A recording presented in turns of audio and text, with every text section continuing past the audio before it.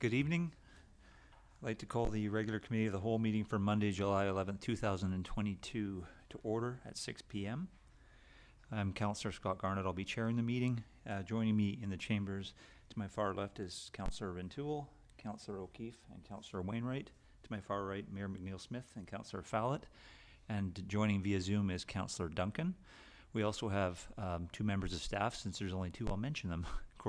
CFO Mr. Andrew Hissick and Corporate Officer Ms. Sandy Nelson. And we also have some staff joining by Zoom, and you can see them on your screen. I'd like to also welcome anyone who's joining by the live webcast and anyone who will look at this at a future time when it's uploaded to the town website. And also a special thank you to all who are in attendance in the chambers. It's nice to see so many faces. Thank you. We'll next move to the territorial acknowledgement, and I'd like to respectfully acknowledge that we're holding tonight's meeting in the traditional territory of the Wasanich Nation. Next will be the approval of the agenda, and we have one late item. We have a letter from Ms. Susan Clausa, and we'll let you know that that's been read by members of the committee, and thank you for sending in your letter. And with that, I'll look for a motion to approve as amended. I'll move approval. Second.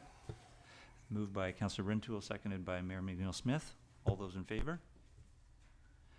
Motion carries unanimous. Next up on the agenda is a public participation. And now we have this one, which any member of the public can speak for 4 minutes. They can speak to anything that's on tonight's agenda. But you will note by looking at the agenda that you have an opportunity for each of the three ones that are presented later. So if you feel like you want to speak now, or if you want to speak twice, you have that opportunity, or you can wait till the item comes up later and speak at that time. So I will open the public participation. And I would just say, if you go to the microphone, if you could please push the button until the red light comes on and state your name and address. So I'll open it for a first time.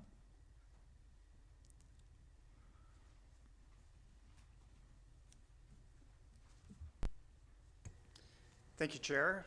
My name is Dennis Carlson. I'm here tonight representing the Sydney Community Association, as well as a number of other Sydney community groups that were included in our submission to Council regarding the Climate Action Plan.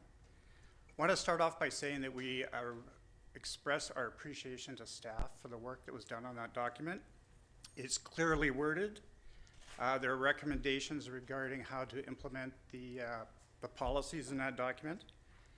But to us, it seems like the document is geared primarily to actions that the town will undertake, specifically regarding their operations and regulations. We believe that to truly have an impact, the Climate Action Plan should be a community responsibility. And for that reason, we were requesting that the Climate Action Plan include specific initiatives targeted at the broader community. This would also move us toward achieving some of the climate change objectives in the recently adopted OCP. If I can add a personal comment, I appreciate that in many respects, this community is somewhat complacent about climate change. But it is mitigating climate change that is what we should value as a community. And my hope is that we would value passing on a community to the next generations that is more resilient to climate change. Thank you. Thank you, Mr. Carlson. I'll call for a second time.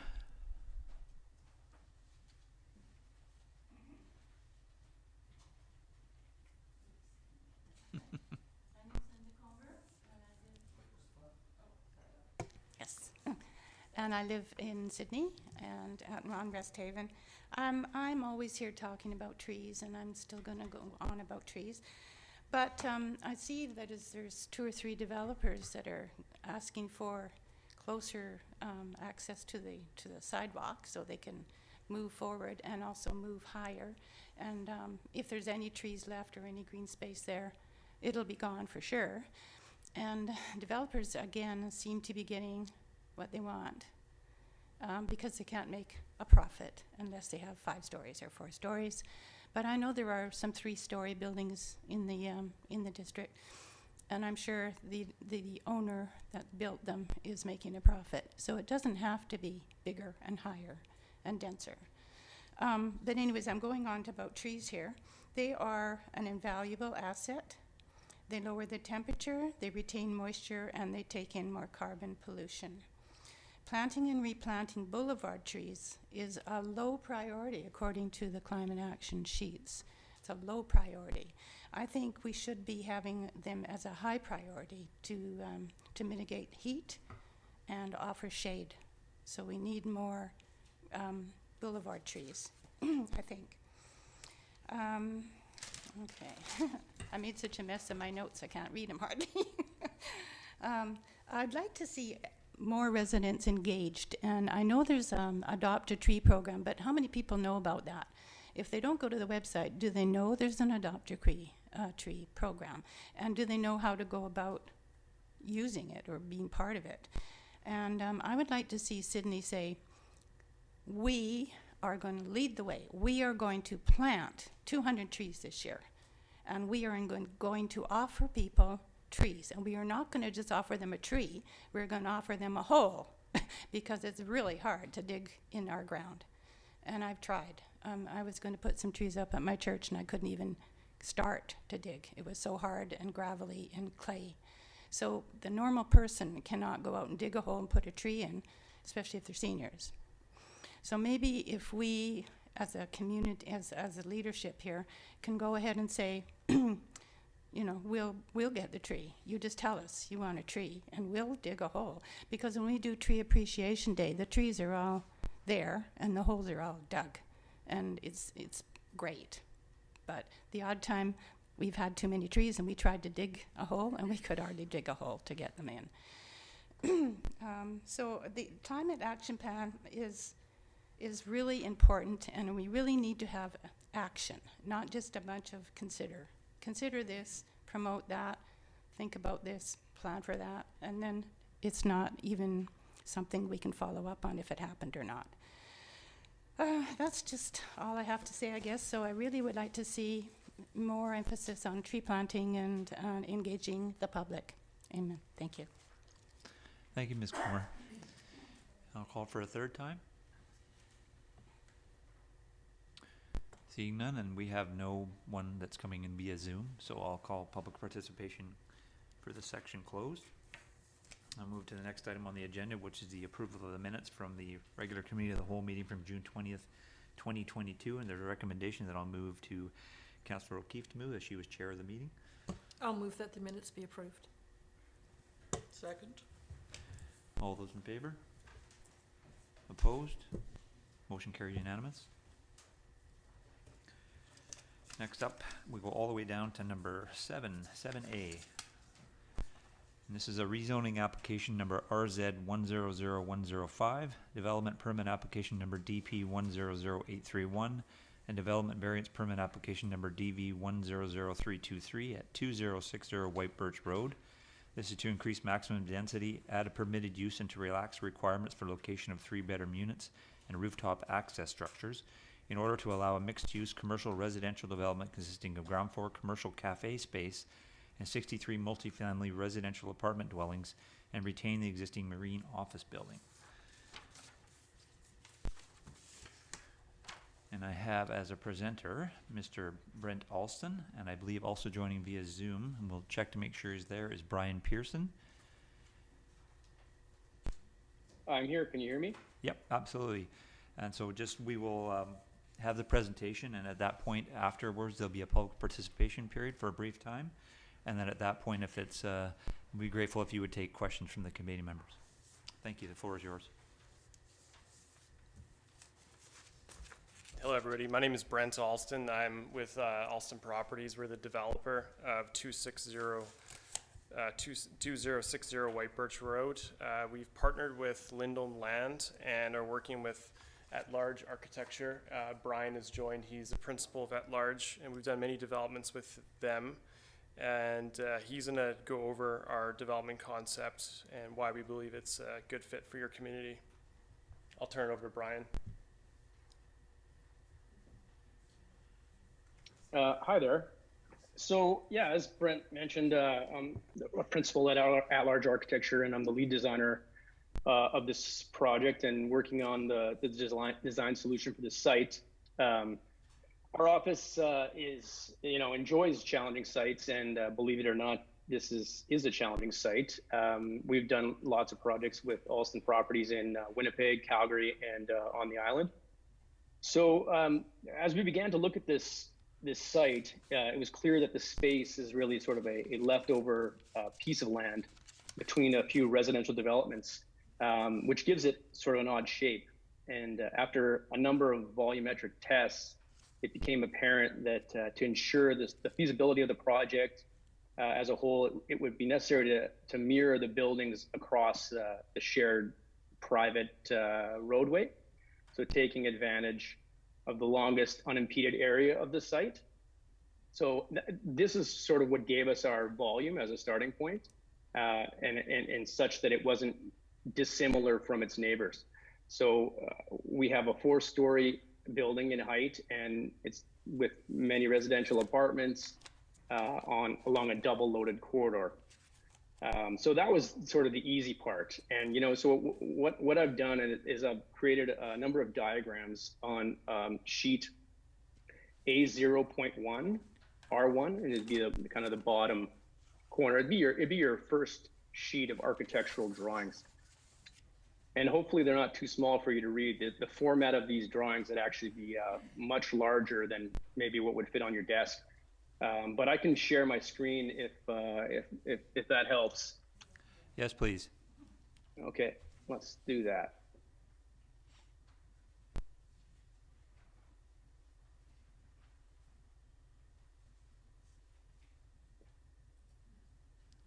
Okay, so can you see the sheet that I'm sharing?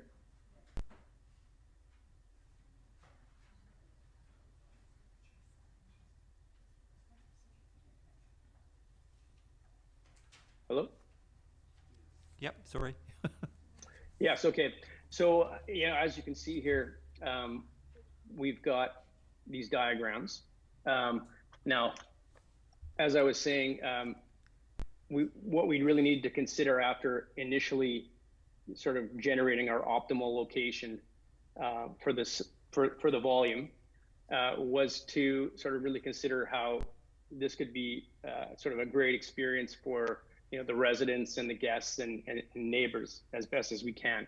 So that's sort of our starting point as we begin to design. And so from this point, we can begin to sort of sculpt the building and produce an architecture that's highly tuned to this site and place.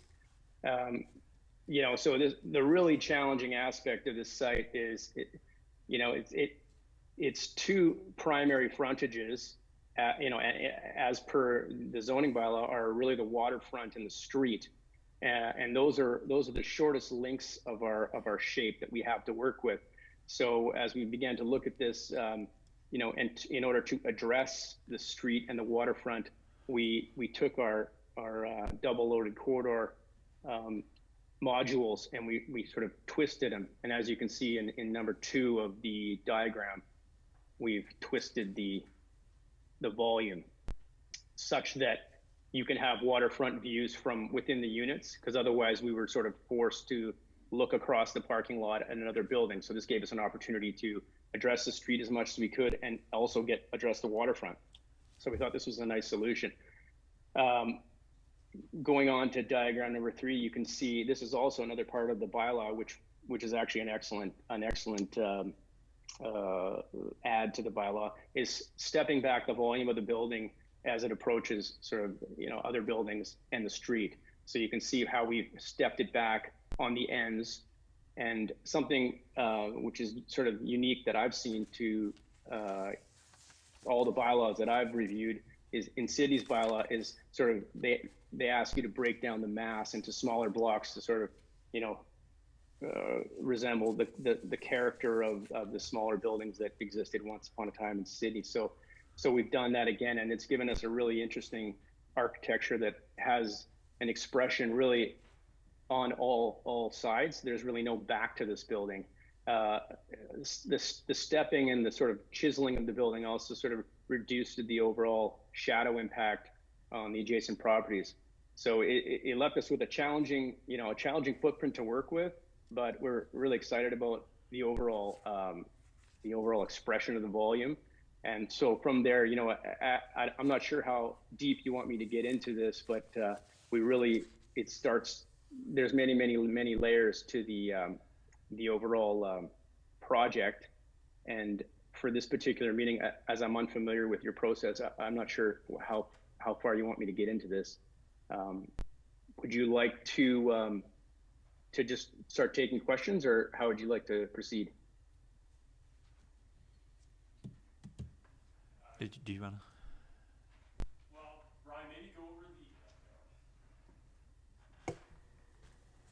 Brian, maybe go over the on that page, scroll up to the right, and it kind of goes over the current zoning and how we aligned with the zoning. Yeah. Okay. guidelines. Sure. And that's probably a good enough overview, just because we're not asking for many variances. We're trying to meet as many of the OCP guidelines and zoning guidelines and zoning bylaws as much as possible. So. Well, yeah. Okay. So thanks, Brent. I've reviewed the report by the planning office, and it's very succinct. It really covers all of these aspects in great detail and in a far better way than I could probably do. I'm not sure if you guys have had the opportunity of reviewing it or not, but as Brent mentioned, I've included this diagram on the top here, where you can see what our present zoning is, which is a very specific zoning to this site from a former developer that had done a design concept that I guess at the end of the day wasn't feasible and didn't proceed with. So we're sort of left with this existing zoning, and that is unfortunately it's not feasible in today's marketplace to proceed with this. Now, that being said, if you look at the adjacent properties, you can see the RM5 zoning. And so the RM5 zoning was really our benchmark or our guide in reviewing this site and looking to RM5 to sort of align with the other properties, the adjacent properties, and sort of be held to the similar sort of standard. So in this we did a rendering here to demonstrate the building sitting amongst the context, to really try and demonstrate that that we align with volumetrically, we align with height, we align in general with sort of the aesthetic and feel of the neighborhood and the context. So we've done a lot on this initial page. If you're looking for a place to sort of review our response, our design response, all our criteria is illustrated here.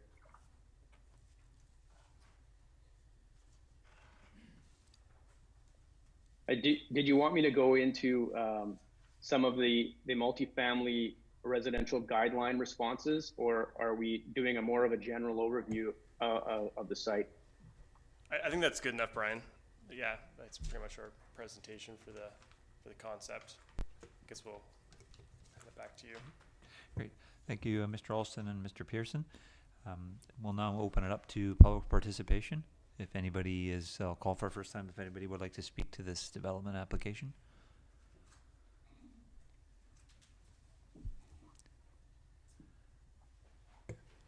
Good afternoon, I'm Reg Richards. I'm from 2050 White Birch. So I had attended the previous consultation with the members, the people that lived around there. So from what I understand, there's going to be 63 units, and there's going to be, what I'm addressing right now is the parking. The number of vehicles, because I live at the end of the private road now that terminates at the Argosy. And so there'll be another 63 vehicles, from what I understand, and correct me if I'm wrong, the entrance to the parking, which is going to be below the building, is on the north side of the building.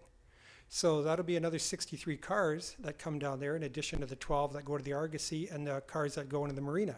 So is there not some way that they can access that building off of White Birch, which every other building ends up having to do, every other business, or there's no reason why they can't come in on the water side or have an entrance on a ramp coming down from the road. But it seems intrusive to have an additional 63 vehicles or so coming down that private road and making that turn and the garage door opening and closing every time when they can do it at the front of the building. There may be a loss of something to them, but I think it's one of those situations where their loss might be my gain. So can anybody answer, first of all, whether that is true, that the parking is on underneath and that the entrance is on the north side? That is true, right? Okay, so that's my objection. I don't think that's well thought out. And I think that they should be coming off White Birch. And I think also, continuing from there is all the problems about the traffic on White Birch and the parking, et cetera. So I think more thought needs to go into that. And that's all I have to say. Thank you. Thank you. Feel free to come to the microphone. Oh, sorry. Yes, Brian can probably speak to this because we did look at, like having parking from different accesses. It was a challenging site, as Brian had mentioned, and we found that the most ideal way to lay out the site was as Brian has drawn it up. Brian, do you want to comment on this a little further? Absolutely. Can you hear me? Yeah. Yep. Yeah. So, is Richard Roy in presence? No, he's not. Okay. Well, yeah. From what I understand, the preference of the community, and it may be in the bylaw as well, is that the entrance to underground parking be in the rear of the building. So the north side of the building is, in fact, the rear of the building in this instance, as you pass down the private roadway to access it. Now, initially, we had looked at coming off of White Birch. We had a ramp so you would enter the building. And now it really challenged the overall. We have such a small, narrow space on White Birch that it sort of ate up the majority of White Birch itself. So it sort of limited our ability to provide sort of this cafe, this community amenity. It ate up a number of parking spots. So we actually substantially reduced our parking. So having the entrance such that there is no ramp, because the site itself actually it goes from 5 meters of elevation above sea level at the top of White Birch all the way down to about 2 meters near the marina. So you actually travel down naturally on the private roadway, and entering the parking from the back of the building seemed like the optimal location from our perspective.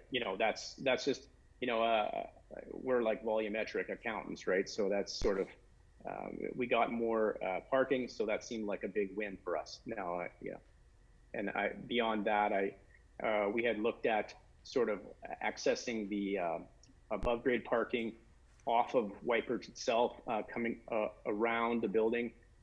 We ran into another issue with there being this a very large existing tree that we're doing our best to retain, if at all possible. So that was sort of a no-go zone as well. So it really made the most sense, and that was, we had to go with our gut on that one. I beg your pardon, Chair. I'd just like to recommend to the presenter when they're answering questions, take a minute, pull up a schematic so that we can see without shoveling through our papers, and so the people here can see what you're referring to specifically. I'm not asking you to reiterate what you've said, but this is your chance, to help define the project for us. And you doing it verbally, I don't think is doing it justice to the extent that you could be if you took a moment and found a schematic and helped us out and helped yourselves out. Thanks. Would you like to see one right now? No, you've answered the question, but I'm just making a recommendation to you. If you've got other questions coming forward here, take that approach. Yeah, thank you. Thank you, Councillor Rinto. For a second time?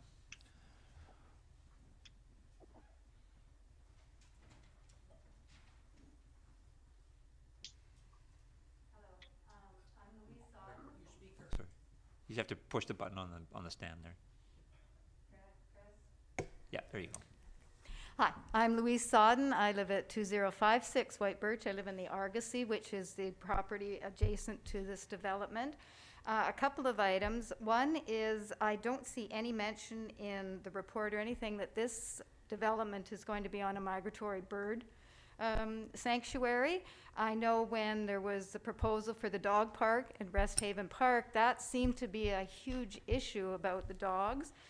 Well, now that migratory bird sanctuary comes right around CM Harbor there. So I just would like maybe some consideration given there, given that the birds that do come. The other point that was brought up earlier about the cars, 63 I think is a low ball. There's 63 units. I think we'll be lucky if there's just one vehicle per unit. But the I'm sorry, the fellow that's speaking, the other fellow, Brian? Is it Brian? Brian? That's me. He did mention how tight it was on White Birch Road, and that's why they decided that the entrance would come down the private roadway, which goes to the Argosy and to this new development. I think that's a huge consideration. White Birch Road itself, at this time, if there's cars parked on both sides of the road because of the development at Harbor Landing, I believe it's called, it's one way. There's room for one vehicle to go. And now we're talking about all those vehicles coming down to this new development, plus the marina, plus our vehicles. So I think that's something that needs to be considered as well. So that's my points. Thank you. Call for a third. Oh, would you like to respond? Yeah. Sure, absolutely. Thank you for the concerns there. Yeah, I guess regarding the parking, maybe Brian can show the grading of the site because that was the major deterrent that prevented us from having it off the White Birch Road. And so Brian, do you want to just touch on that? And then as for the migratory bird sanctuary, I'm not sure what we can do to address that, but we did meet with the Strata Council there, and their major concern was dogs. So we will try to avoid having dogs at our development to address that.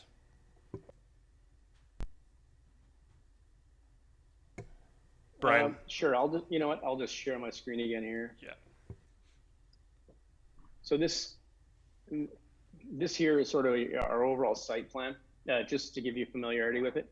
Now you can sort of see, if you can see my cursor, you can see a roundabout here. This is something that's proposed. It's something from a previous rendition of the development that I think a lot of work went into and people were quite satisfied with ultimately. There's actually, as you can see here in the front of the building, there's a number of right-of-ways and utilities that are located here, such that it's in some way almost out of the control of the developer. There's also along this property line are the utilities that go down to the marina itself. So they present a challenge with respect to how much development they run right underneath all this parking right here. So that presents a challenge as well. You can see the private roadway here, which is a shared roadway. This is the roadway that slopes down naturally, and then you can see here in sort of a ghosted image of an adjacent property where this is their sort of parking area, access to their parking as well, their enclosed parking, and then we've shown our entrance to our parking right here underneath our building. Now, again, there's no ramp. The slope of the site makes it such that we can access this parking without a ramp, and thereby sort of maximizing how much parking we can get on the site. So we actually exceed the parking requirement by one car. I know that doesn't sound like much. I feel like it's an achievement, considering there's a lot of concern about the parking, and so we're not asking for any breaks on how much parking we're providing, but it's been one of the challenges for sure. Thanks, Brian. Yeah, Ask for a third time if anybody would like to speak. Sure, absolutely. This is just a quick question. I would like to know what they mean by relax, maximum height, and minimum front setback. What is exactly meant by relax?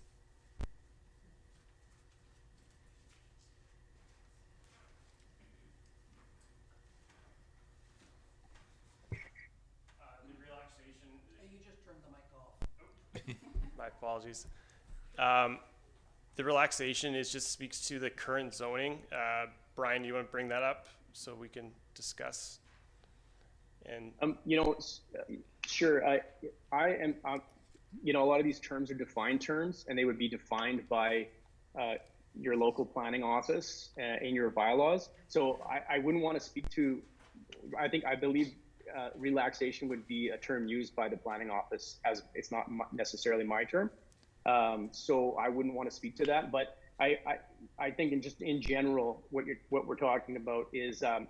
With a lot of bylaws in a lot of jurisdictions, there's a sort of a minimum allowance where relaxation might be, say, within 10% or something like that. So the terminology may be along those lines. And so I'm sorry, I wouldn't want to say much more than that. I'm just not familiar with the defined term. I'll just refer to staff and Mr. Hisik. Thank you, Mr. Chair. Relaxation just refers to the variances requested as part of this development. So, synonym for variance. Is there anybody else who would like to speak? Absolutely. Hi, my name is Delwyn Smith, also of 2050 White Birch Road. I hope that there'll be another opportunity for consultation besides the comments I make tonight. But one thing I am curious about, well, first of all, it is a rental. It's going to be a rental building, is that correct? Yeah. Yes. He's nodding yes. Okay, and 63 units, so probably 100 or so residents, I would assume, which is quite an increase in density. And in terms of the height, I believe I read on the plans that they want 50 feet, and our building next door is 45 feet, so that would be higher. When you talk about the shadows, I see probably quite a significant shadow, and that you've broken up the building on the two ends, north and south, and had the stepping down, but the closest building to you is on the west, which is 2040 White Birch Road, and there is no stepping down on that side. You talked about the views. I see that there's not one suite in the whole complex that has windows on more than one side, and they all have sort of privacy kind of things on the patio, so there'll be very little light in any of these units for more than a couple of hours a day. I don't know whether that is for heat, maybe to conserve heat or something, if you could comment on. But the biggest thing I wanted to comment on was with regard to the climate action plan, and I think this is one of the first developments to be put before council since the climate action plan was updated in June. And I read some of the things in the climate action plan recently, and one of the things was mentioned that the buildings, transportation is one of our biggest sources of greenhouse gases, and second is buildings, and that one of the reasons why you had not as much of a decrease, and I can't remember the exact amount, but something like a 4%, you weren't able to decrease your greenhouse gases as a city. We weren't able to, because of the new developments that are taking away green space. So, and that's in the report in June.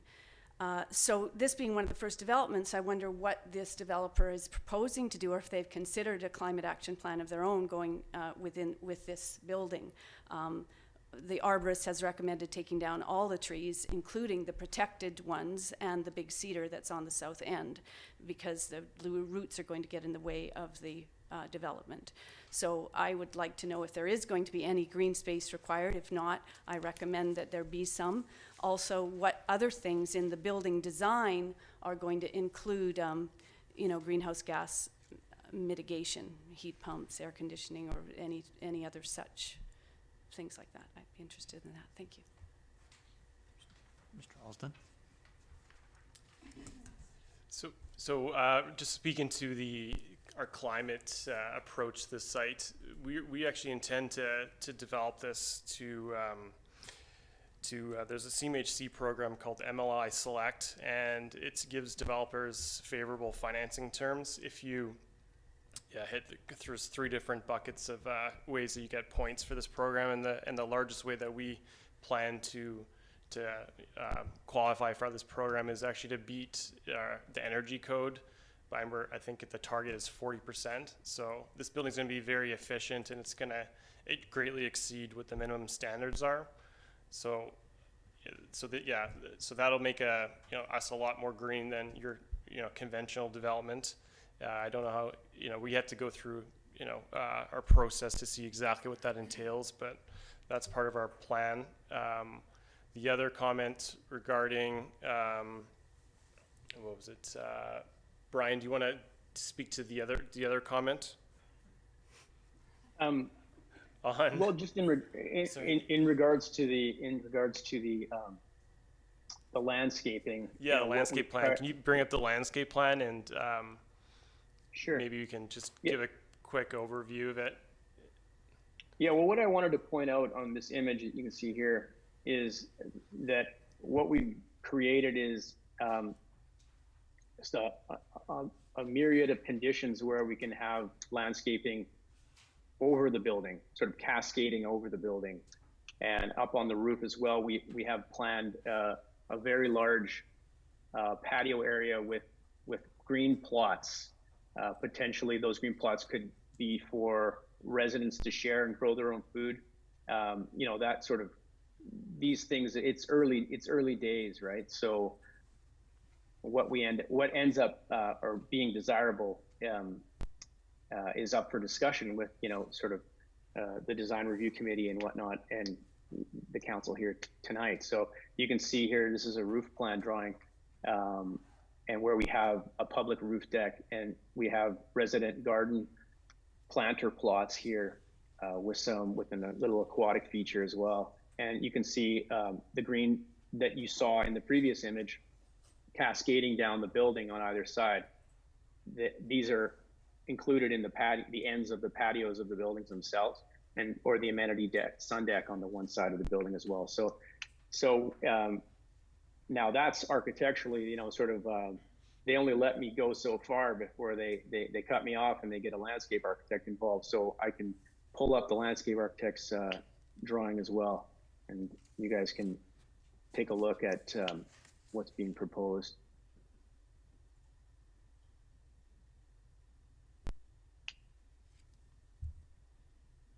So here there's the numerous trees have replaced trees that have been taken down, as well as sort of interesting water features, and there's a sort of a nautical pattern in this design laid into the parking lot. So there's been some consideration has been given to the landscaping as well, with addition of many new trees added to the site.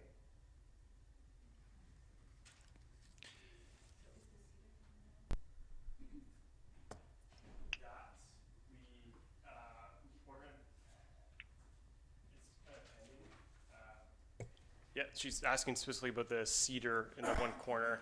Our arborists, I think we're going to try to retain that if the best of our abilities. It's not on this. It's not showing on this plan, but I believe in our most recent plan is we're hoping to do our best to keep that, because that's the one like older tree. Everything else is quite small, and we're going to be planting many in their place, but yeah, it's still yet to be determined. Yeah, I mean, the building itself sort of steps back, pushes away from that tree. There's a lot that we're doing with the architecture to retain that tree, because it's a fantastic tree, and it speaks for itself. The building even steps away on the second level to step away from that tree, such that the crown is less impacted. So you know, not an expert, but certainly doing our best to retain it, if at all possible. And I'll call for a final time, if anybody would like to speak. Please, sir.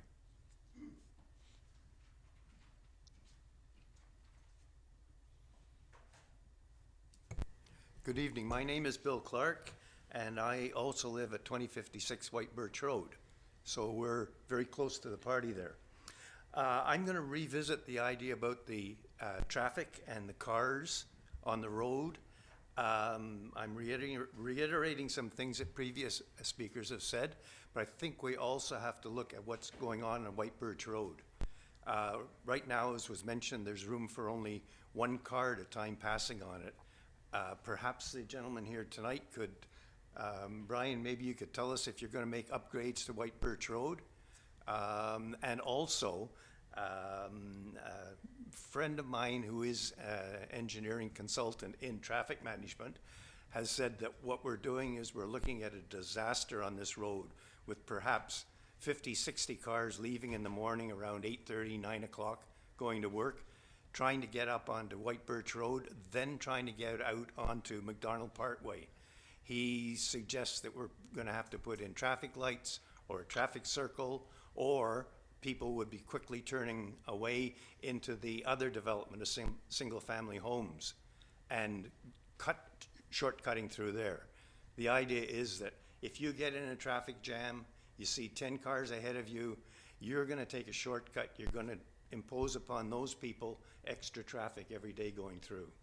And I'd like to see this whole idea about the cars revisited, as well as the location of the garage, how you get into it. I think it's been glossed over a bit that they have to come down the jointly owned road, private road. I think there's better options than that, and that would be coming straight in off White Birch Road. Thank you. Thank you. I will close the public participation for this development application, and I will open it up to my colleagues and those committee members would have any questions for the applicant. Councillor Oki. Thank you. I have a few. I'll start with a few, and then I'll maybe let my colleagues have a go at things before I ask the rest, if they're not covered. So first of all, I'm wondering, who are you targeting these rentals for? Have you got a, where's the marketing gonna go to?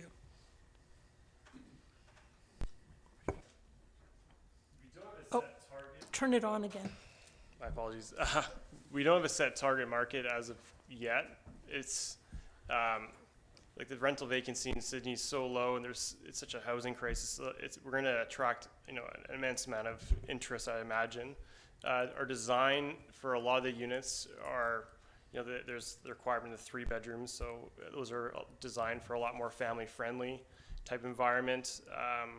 Some of the 2 bedrooms are smaller in nature, so that may attract more working, people that work maybe in downtown Sydney, and then there's a lot of seniors, and so I imagine it'd be a mixed bag, and we're not targeting any certain demographic.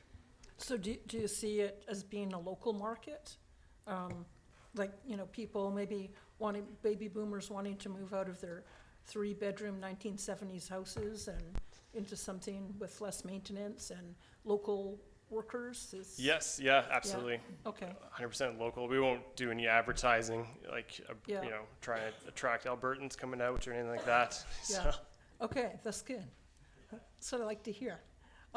Also, so in terms of the long-term plan for the building, in terms of those rental units, so are you planning to have those as rentals in perpetuity, or are you going to run it for 10 years and then sell them as condos, or what's the plan there? We would plan to hold this long term and keep it as a rental building. Okay, I like that. Yeah. Would you be in favor of the town? One of the things we've talked about doing was we need to establish rental zones to protect our rental property. So would you be in favor of, if the town were to zone that as rental only? Yes, that'd be no problem with us. Okay, good. I like that. One of the things that when I attended the session is we talked about funding available from the province and federal government to offer, maybe below market housing. Did you have an opportunity to check into that? I did, and there wasn't really much support locally that we could get for this program. Like you suggested, I forget the name of the one organization. I did reach out, and they said, sorry, it's not applicable, not available. There is a federal program, the one that I mentioned earlier, MLI Select, that has affordable criteria. However, it's a broad policy that they've introduced across Canada, and it really doesn't work in Victoria and in Sydney. It's just the affordable rent requirements so far below market rent, and it just really kills the feasibility. So we won't be able to offer affordable rental apartments. They'll be market rents. Okay. Moving on from that, so what I'm understanding from your application is that you want to be sort of in line with the neighboring RM5 zone. And when I look at it, I guess the rationale for that is you get a lot more density. So it seems like sticking with the CD, is it 37 or 35, whatever it's called, allows you to have the 4 stories and the additional height. So you don't need to request a variance for that.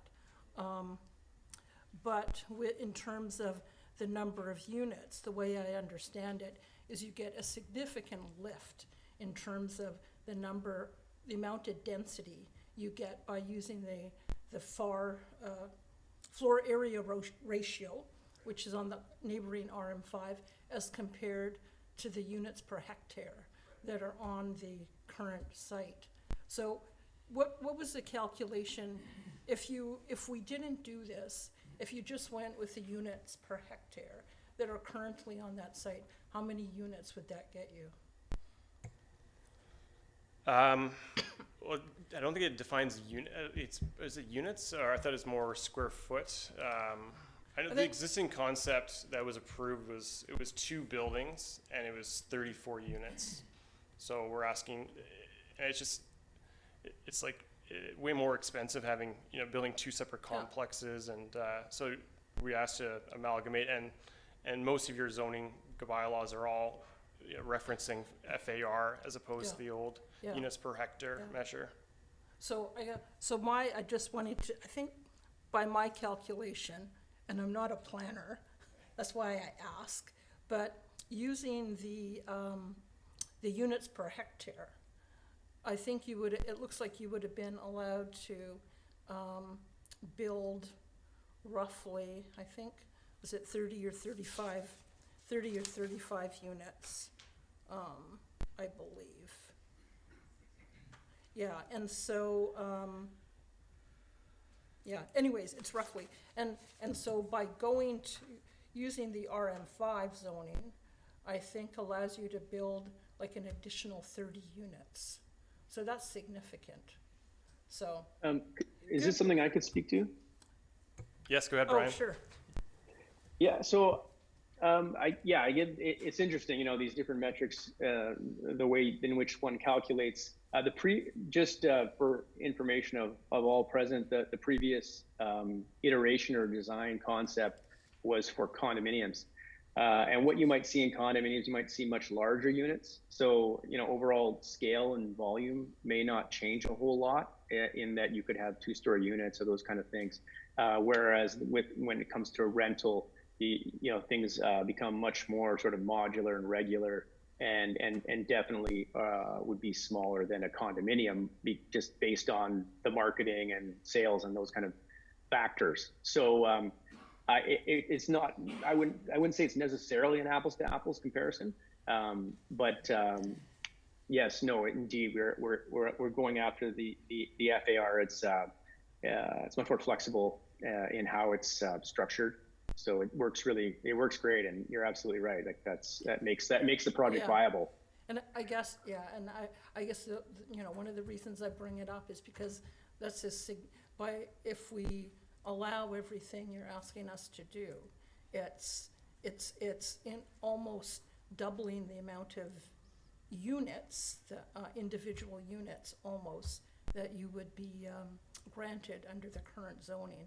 And so I guess when I look at a development like this, and if we're going, we've heard a lot of concerns here about traffic and parking and green spaces and that sort of thing. So when I look at the benefit that the developer is getting from this, and certainly the town will get some monetary benefit with community amenities and that thing. But so those are things that are sort of rumbling around in my mind. Just one more question, and then I'll cede to my colleagues. I just want to talk about the adaptable units. So I'm really happy to see that there's going to be 20% of the units will be adaptable. The problem is that they're not accessible. They're adaptable so that somebody could move in and make changes to lower the counters or to put in the fixtures and that sort of thing.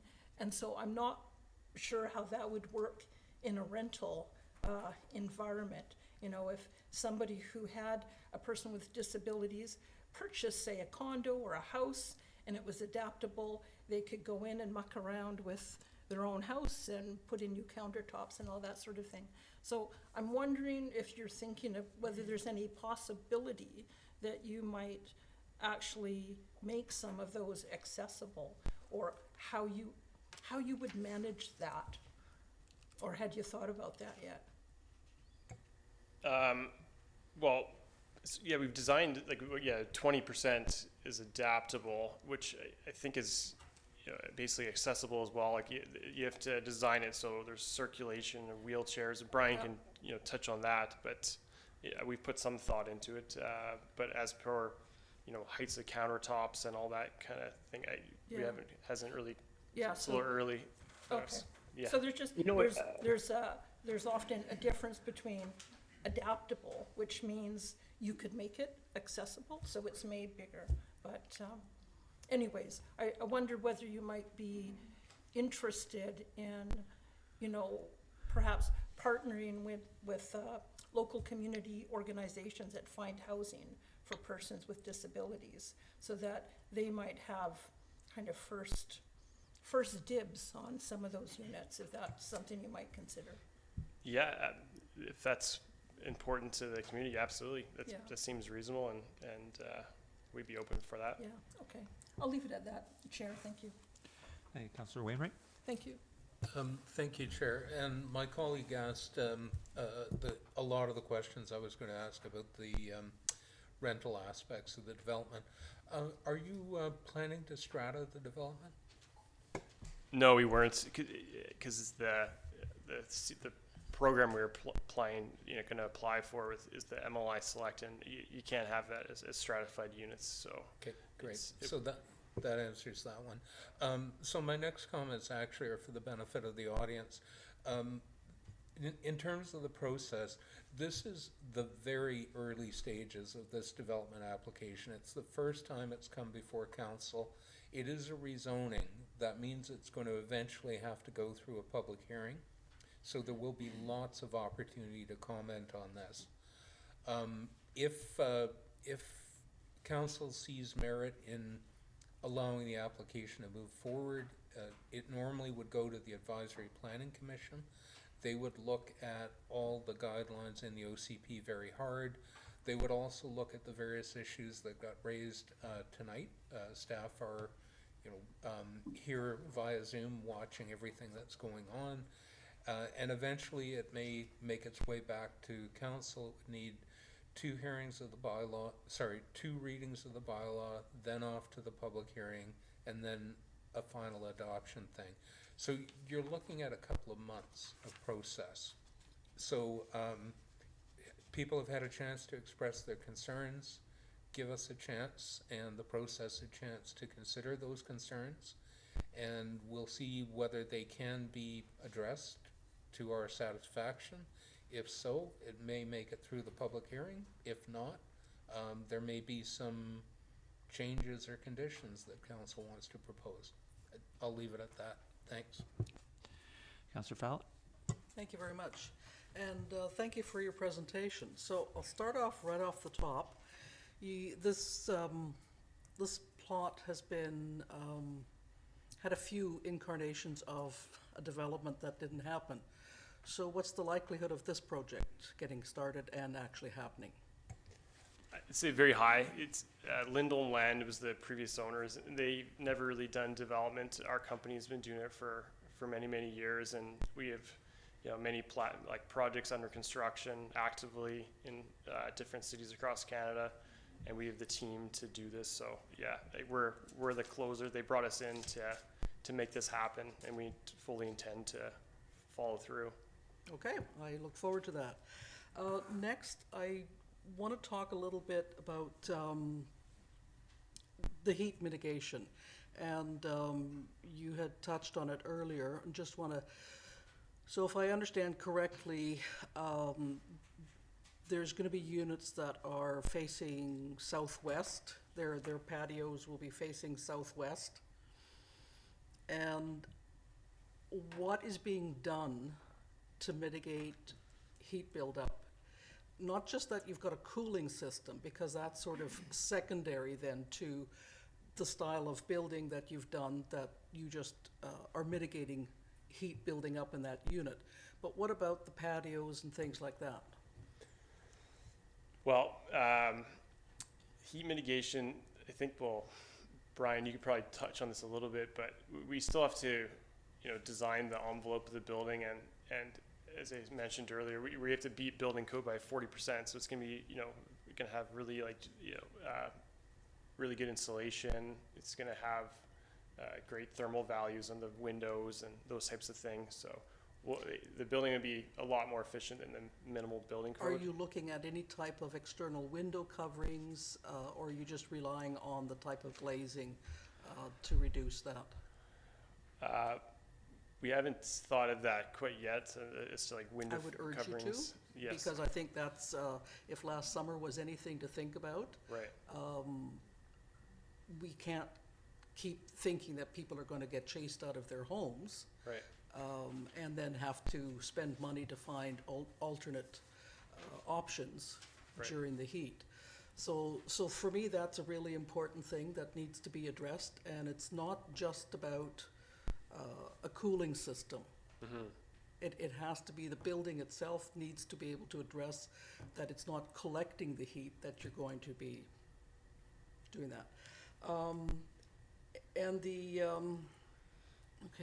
And just going back to Councillor O'Keefe, where she talked about adaptable and accessible, and that is a really important thing, and I appreciate that the awareness might be not quite have reached over to say that, okay, we're doing the accessible, but if you're coming in as a renter, and yes, you've got the turning radius if you're in a mobility device, but what happens when you need to access bathing?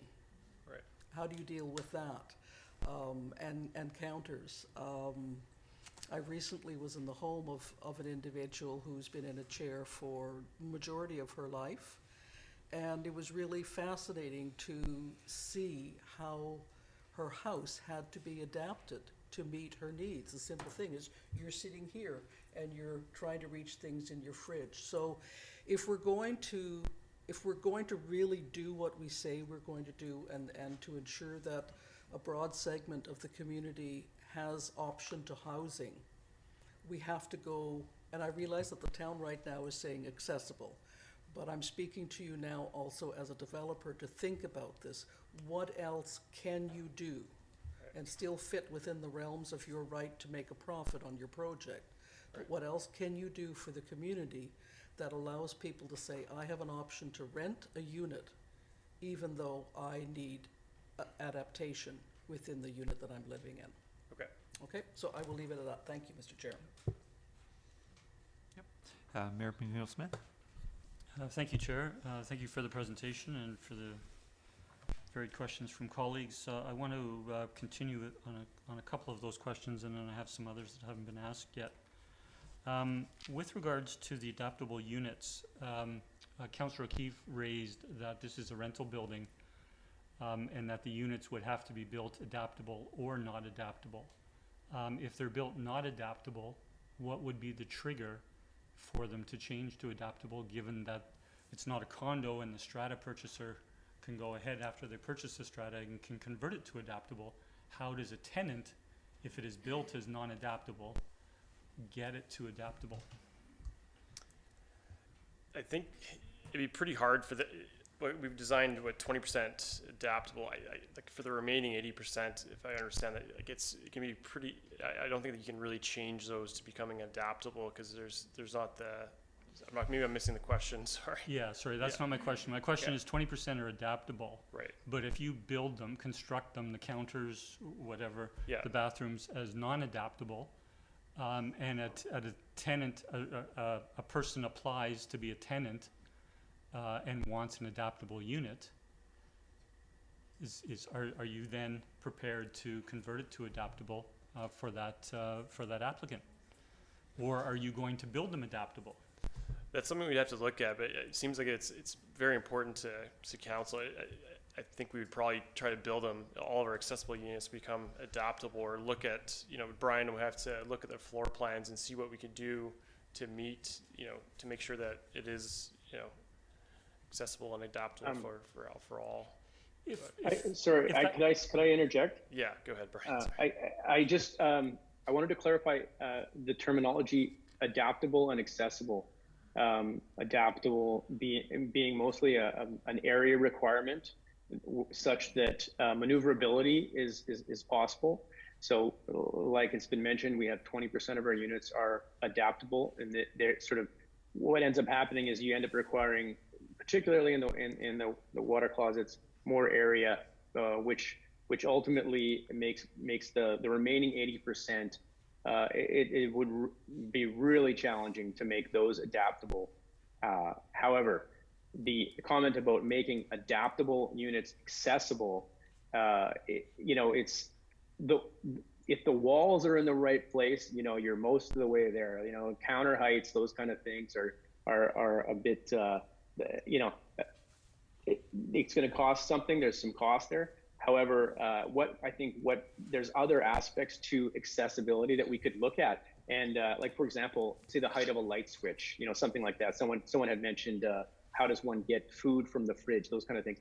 So there's certainly things that we could do initially in how we design the units. And I'm excited about this idea, actually, is how can we get even closer? How can we get better? Because as you guys know, there's many different accessibility needs, from the scale of 1 to 10, right? So adaptable might cover half of those needs, but can we maybe it's another additional percentage of units, get them even closer. So I like this idea, and I'd like the challenge if I get the mandate from Brent, but thank you. Thank you. So I do appreciate the clarity, and yes, I do appreciate adaptable, and I should have used the term accessible. So while a unit is constructed adaptable, what would be the trigger if a tenant was to apply to have it accessible? And I'll leave a suggestion that be given further consideration and perhaps presented to APC. Chair, I do see that Ms. Verhagen had her hand, and I would cede the floor to that. Thank you. Ms. Verhagen? Thank you. To all of the committee and to the applicant, just to clarify, the town of Sydney does have specific adaptable housing requirements in section 7 of the zoning bylaw. They're different from the BC Building Code adaptable housing standard. So that's what we would look to at a planning level when we're reviewing the development permit. And it does speak to things like height of light switches and electrical receptacles, counter heights, turning radius in bathrooms, bedrooms, hallways. So they are quite specific. So that's what we would be looking for at this stage in a development permit stage. Thank you. Thank you, Ms. Verhagen. Please continue, Mayor. Thank you. Sorry, I'll turn to Councillor O'Keefe because she had her hand raised, and I don't know if she had a point on this. No, actually, the clarification made between the adaptability and accessibility has been made, so that's all, thanks. Thank you. So some of the other things that were raised with regards to height and shadowing, and a comment from a member of the public was that the argosy, I believe, is 45 feet and this building is 50 feet. So a clarification from the drawings we've received is, given that the underground parking will be accessible at the same level, at the same grade that the argosy is currently at, the first story will actually start one level up from that, and so the 50 feet will not be from the ground level of the argosy, it will be from the first story. And so this will be higher than the argosy, given the ground floor parking level and then 4 stories above that. And given that the sun, would be shining for a good part of the day from the south, this is a question through the presenter, considered the shadowing specifically on the argosy, given that. Brian, do you want to pull up your shadow study or comment on that? Sure. Yeah, I mean, what's really nice about the site is actually the proximity of the buildings. They're actually substantially sort of distant from each other. Now, I think fortunately for this proposal, and correct me if I'm wrong, any of the the argosy being on the waterfront side, is that correct? Yes, that's right. Now, that building, from what I understand, all the units are accessed from the side of the building closest to our proposal. So that's a hallway all along that backside. Is that correct? And then all the units face out towards the waterfront. Yes, that's right. Right. So, in a way, I believe we do have a shadow study, but I'm sort of, and again, always trying to, ensure that we're sort of doing the best we can for everybody. So now this is a shadow study compiled throughout the year. Because of the stepping, you have very limited shadow. So, this is something we could go into great depth and do a great analysis on. I don't think there's much impact on the argosy just due to the nature of the units sort of getting all their sunlight and natural light from the waterfront side. But it's something we can look into. We have the tools. It's not a problem. We can look into it and be 100% sure. So, please. My comment was about I'm from the Marina Park. That's the other building, 2040 and 2050. White Birch Road is along the side of the building, and that our buildings are, I believe, 45, and yours are 50. I don't know what the height of the argosy is, but the shadow concern is on the west. 2040. Okay, so I appreciate the answer with regards to shadowing in the argosy, and thank you for the clarification with regards to the concern over shadowing to the units on the west side, which I'm sure can be explored further. If the presenter could please bring up the slide that has been up, which is the site plan, overhead site plan.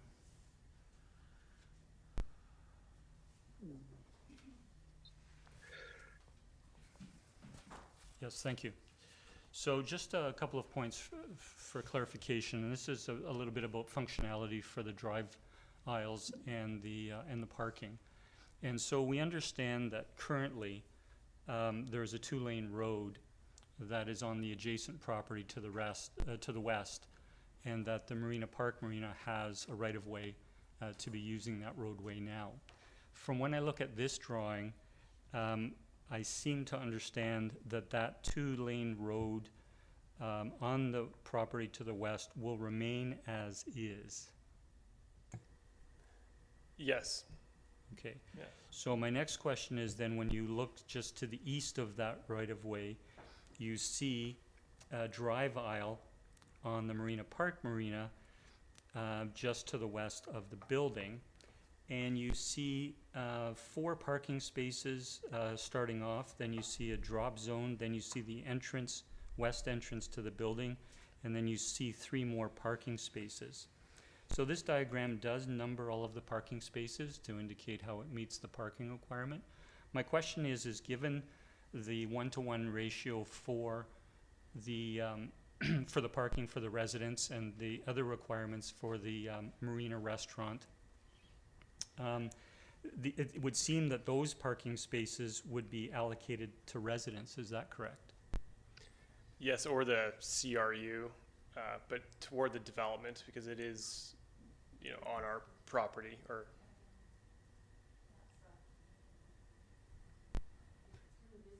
okay, I mean, it just seems the main parking area is on the east side of the building. But to meet the parking requirement, we're putting in those parking spaces, which will be reserved parking spaces for the development, yes. For the development, yes. okay. And then I see the drop zone. So in the center of this drawing, it says 54 surface parking stalls plus 3 short-term. When I look to the staff report, it calculates a parking need of 103 total stalls. And it indicates that 49 will be underground and 54 stalls will be above ground. And so that's how you get to the 103. The requirement is 102. We've already heard that there's the additional stall that takes it to 103. But it says 54 surface stalls, but on this map, or drawing, it's saying 54 plus 3, and we see those 3 short-term parking stalls in the bottom right-hand corner, where I think there's actually parking now. So should the number actually be 57? Brian? Yes, you know, it is.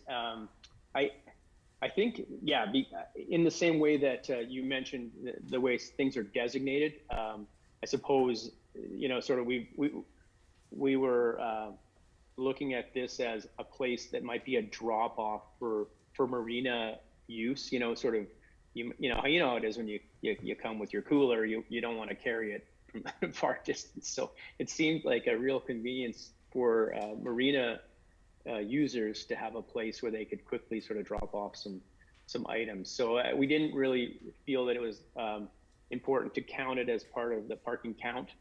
But you're right, it's not. We did not include it. Could it be? I suppose if the planners permitted it to be, if that helped, then sure. Okay, thank you for that, and that could be certainly a discussion with planning to see if that should be amended.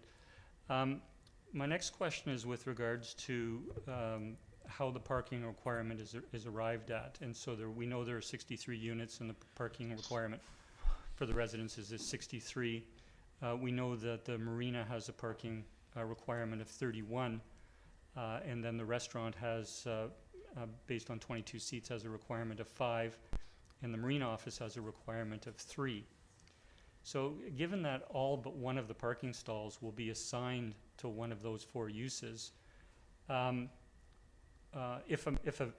will a visitor park if they're coming to visit one of the 63 residents? I mean, to this map, the only place they could park would be those 3 short-term parking stalls in the bottom right. Right.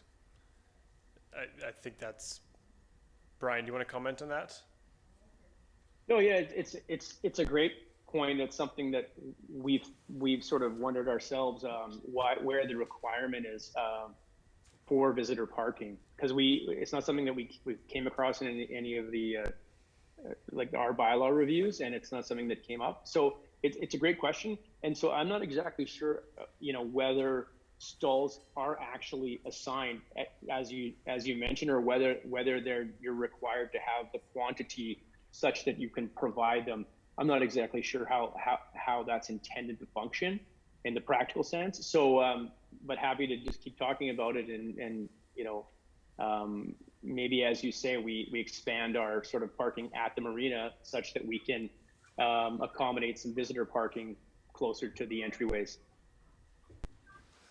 Okay, thank you. And the reason I raise it is in part, I mean, from observing the plans, but also listening to area residents expressing the existing concerns and situation on White Birch, and having walked through that area regularly. living not too far away. You know, there is a limited, there is a parking challenge on White Birch Road. And I think just when we look at this development in terms of being compatible in the neighborhood, while you're meeting the parking requirement of 102 spaces, and thank you for that, it does raise the concern of functionality going forward. Next item I'd like to discuss is a brief one, and that is there was a drawing showing waterfall planting. I think it's a photograph or a rendering. And I appreciate another diagram was presented that showed, I think, 6 rooftop containers that will allow that waterfall planting from the roof to happen at each end of the project. And I think that's a very nice feature. My question is that if you look at the waterfall plantings in the units lower down, so on the 2nd or 3rd floor, those are rental units. It would be up to the tenant to decide whether to do those plantings, or is there provision within the balconies for the owner of the property to do those plantings?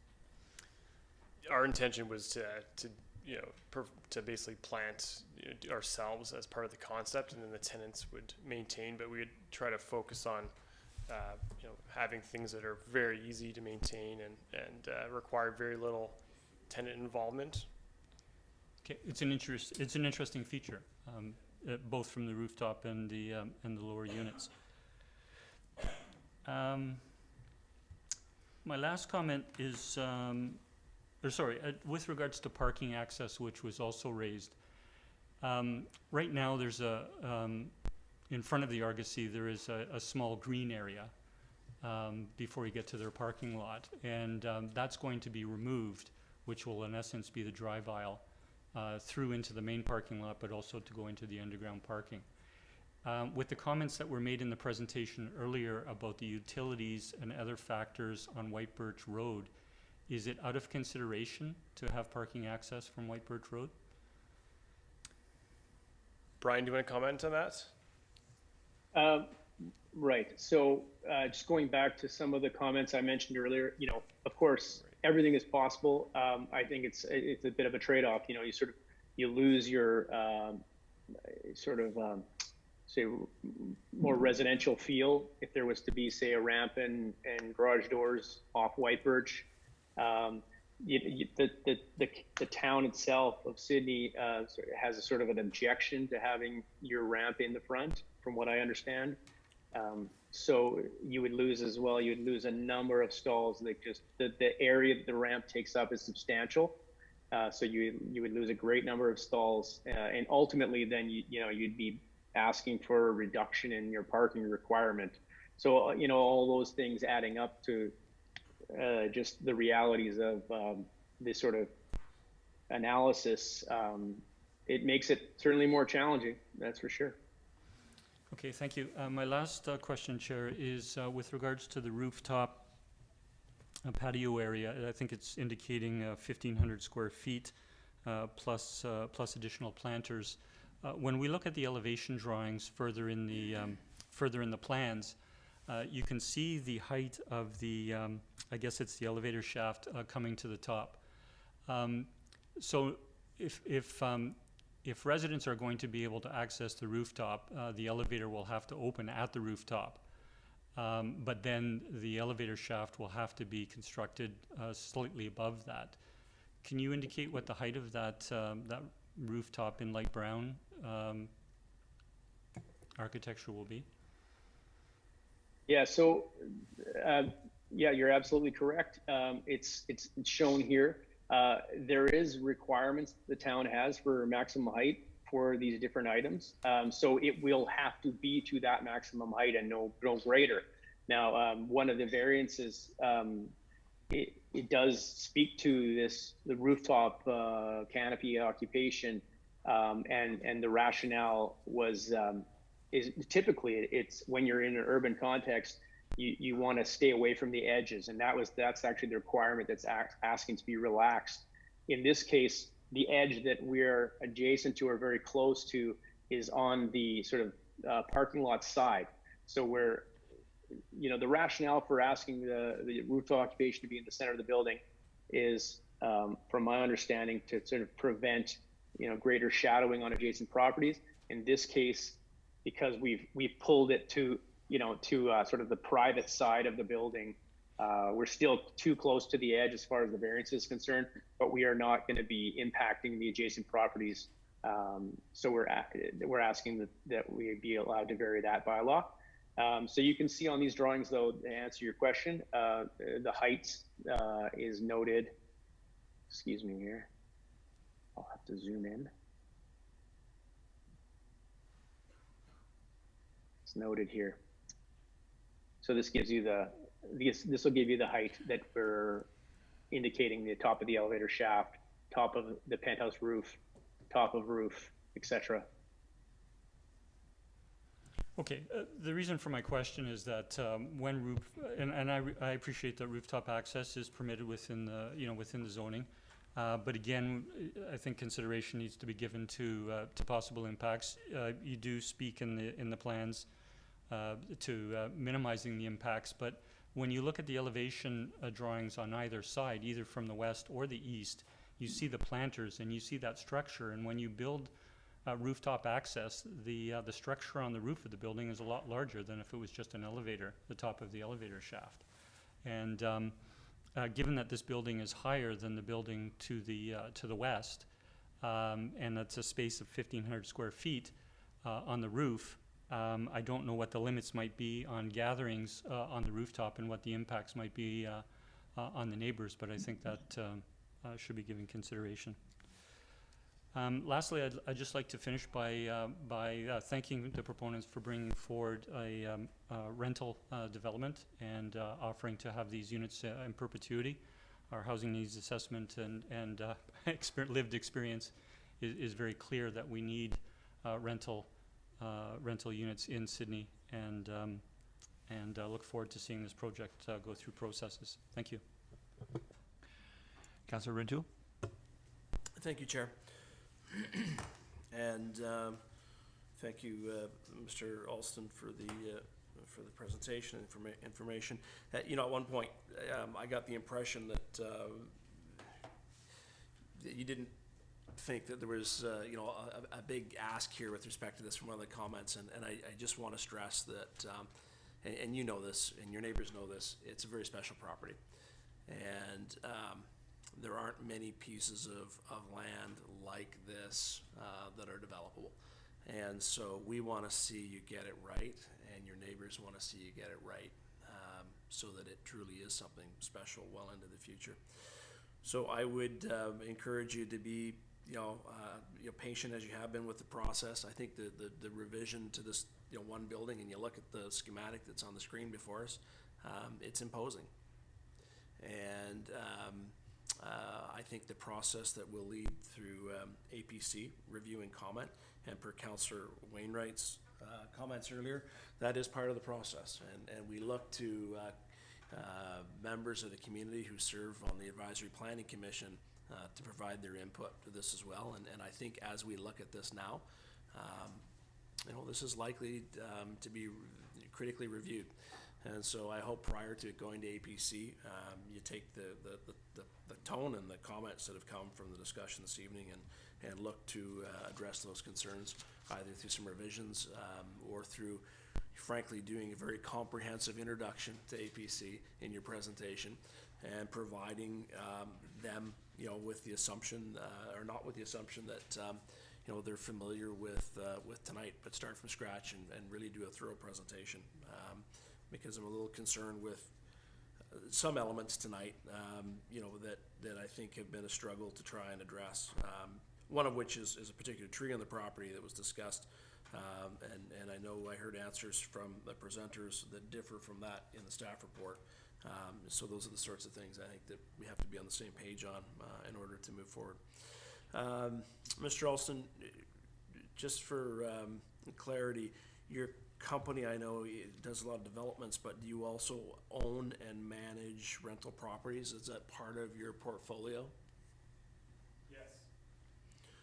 So I'm seeing that in the affirmative. Thank you.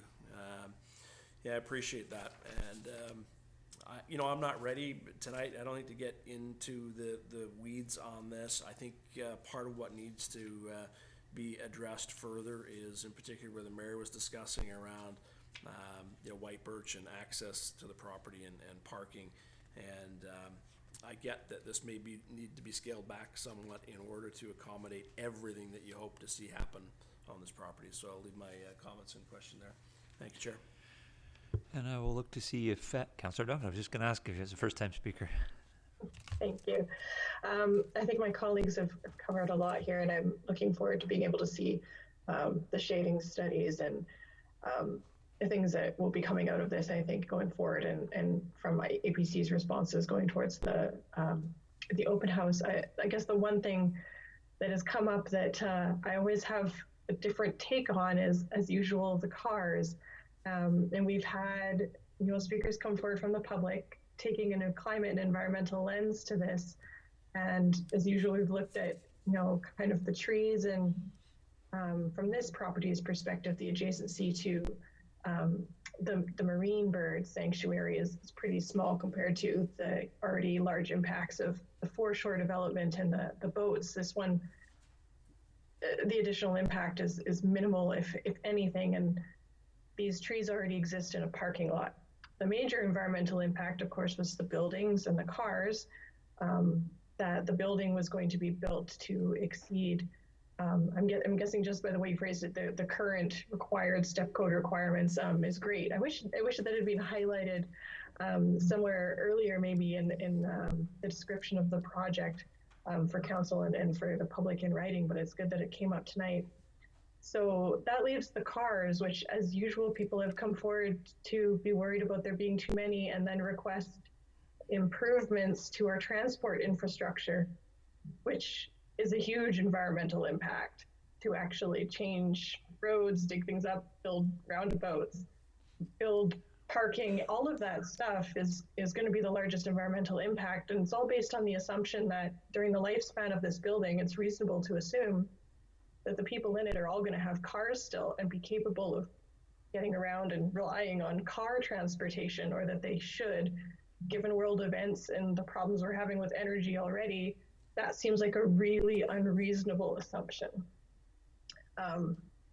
It's also an unreasonable assumption to assume that even if we weren't having limitations, that mean that's probably not going to happen, that should happen if climate change is a problem we actually think we're going to be addressing. And so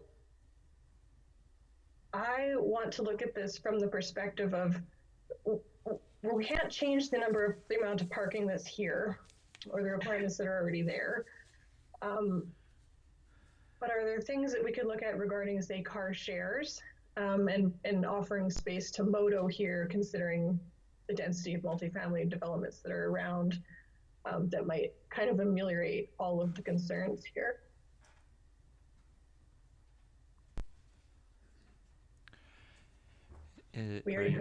Sorry. Is that all you wish to comment on, Councillor Duncan? Yeah, it's just the closest car share location is at the library, which would be too small for this development. The next one up is at the Swartz Bay Ferry Terminal. This looks like it would be an ideal location. And if the developer was capable of looking at kind of that as an alternative thing that might be provided space somewhere, if that's something they know of in other rental developments. I know we've requested it in condo developments, usually when they're asking for a parking variance. This is not requesting a variance, but it would probably be useful in this location and used. So I don't know if the developer needs to answer it now, but it might be something to consider as they're looking at all of the other factors going forward. Sarah, this is Brian here. Is this something that could be discussed and considered, negotiated with the APC? I think it would be something to definitely bring forward and ask for APC's feedback on when you go forward, for sure. Maybe we could identify opportunities in some form of diagram, and then sort of put that on the table.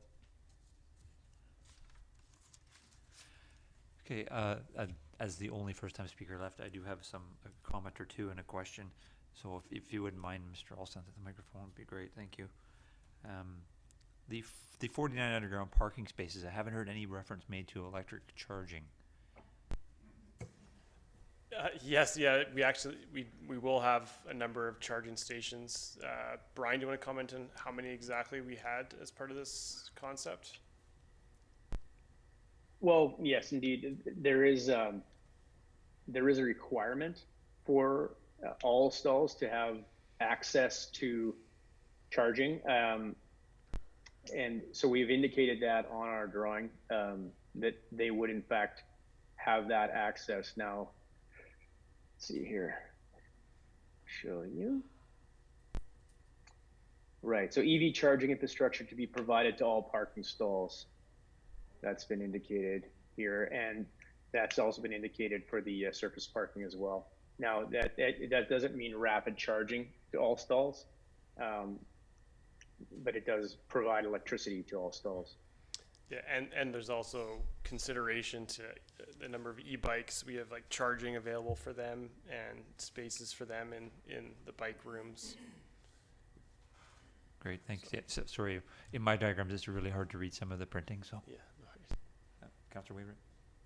Sorry, if I could ask a follow-up on the EV charging. You mentioned that it wouldn't be fast charging.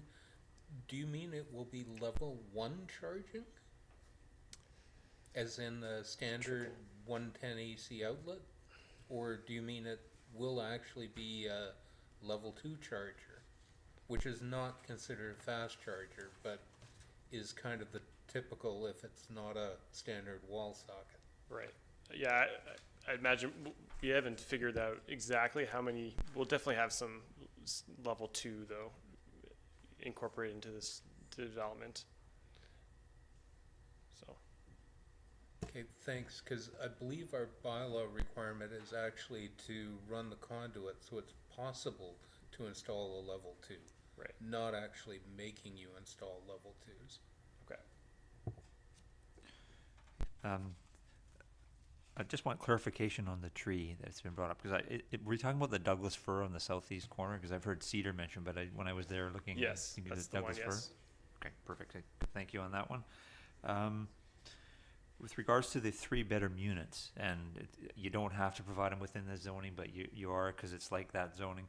So the reason that they are supposed to be on the first and second floor is just basically to make it easier for families, having to pack up all the gear and all the kids and have to go from a 4th floor. Just something to put forward. If you can rejig that might be something they might want to look at doing. Just it makes it easier life having to go, oh, I forgot something, I got to go back all the way up to the 4th floor to grab a stroller or whatever. Right. Yeah, I understand that concern. I think just with the way the building's stepping back, like those end units end up being substantially larger because of that. Brian, you could probably comment on that as to why you thought that, we tried to have some of the 3 bedrooms up on higher levels. Well, no, it's interesting to hear sort of the seed of the idea of the bylaw, and I had never considered that as something that would assist people. I still have kids myself, so I certainly understand that. The less times you have to go up, better. Knowing that now, we can take a look at it again and see if it's possible. And certainly our geometry, I wouldn't say we painted ourselves into a corner, but there's more opportunity for sort of larger units on the ends of the building. And there's only so much of that based on sort of how long the building is. So it provides us with more opportunities at the end. So that's why we took advantage of that, not knowing that was an issue. But it's something we can look at again. And I have one last question, and it's kind of, to me, it seems like the obvious question. If this building was built today, you've mentioned market rent. So if this building was actually standing there today, what would market rent could be for Sydney, it could be for Victoria, it could be for oceanfront property. So I'm curious as to what you envision 1, 2, and 3 bedroom units being rented for. I don't know if I have the numbers off the top of my head. It depends on, size, where it is in the building, all these different things. But yeah, market rents are pretty expensive in Sydney. I think, you know, in the downtown, like one bedrooms are, you know, like they're over $2,000 is kind of where market rent is. So it is quite high, and the only way to we don't know the numbers. I don't have a pro forma yet as to like exactly what market rents would be, but it just would be great going forward if I mean, don't have the numbers with you, but I mean, there could be some sort of idea or estimate just to, right. Because I would speak to Councillor O'Keefe's point as to what your target is in terms of demographic and what can actually afford to live in those units. Right. And as you spoke earlier about, you know, people who work in downtown and they can't afford those units.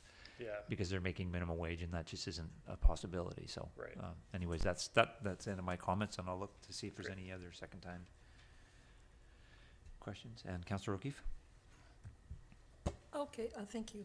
Just to follow up on the last thing about the configuration of 3 bedrooms and 2 bedrooms and 1 bedrooms and the costs. And I think one of the things you mentioned, I think it was you, at the presentation about the advantage of 2 bedrooms is that you often could get a couple people, you know, working people together to share a 2 bedroom. Right. So I wonder if you've given any thought, is it worthwhile having more of those and maybe more batch, like studio apartments? Is that make it more attractive in terms of what you guys want to do and in terms of providing more options for affordability for people? Yeah, that's a good point. I think our standard 2 bedrooms, which are the most number of them, are designed. It's Brian, 767 square feet. So they're smaller 2 bedrooms, which is like we have a building downtown in Victoria, very similar units. We rent those for about $2,300 a month.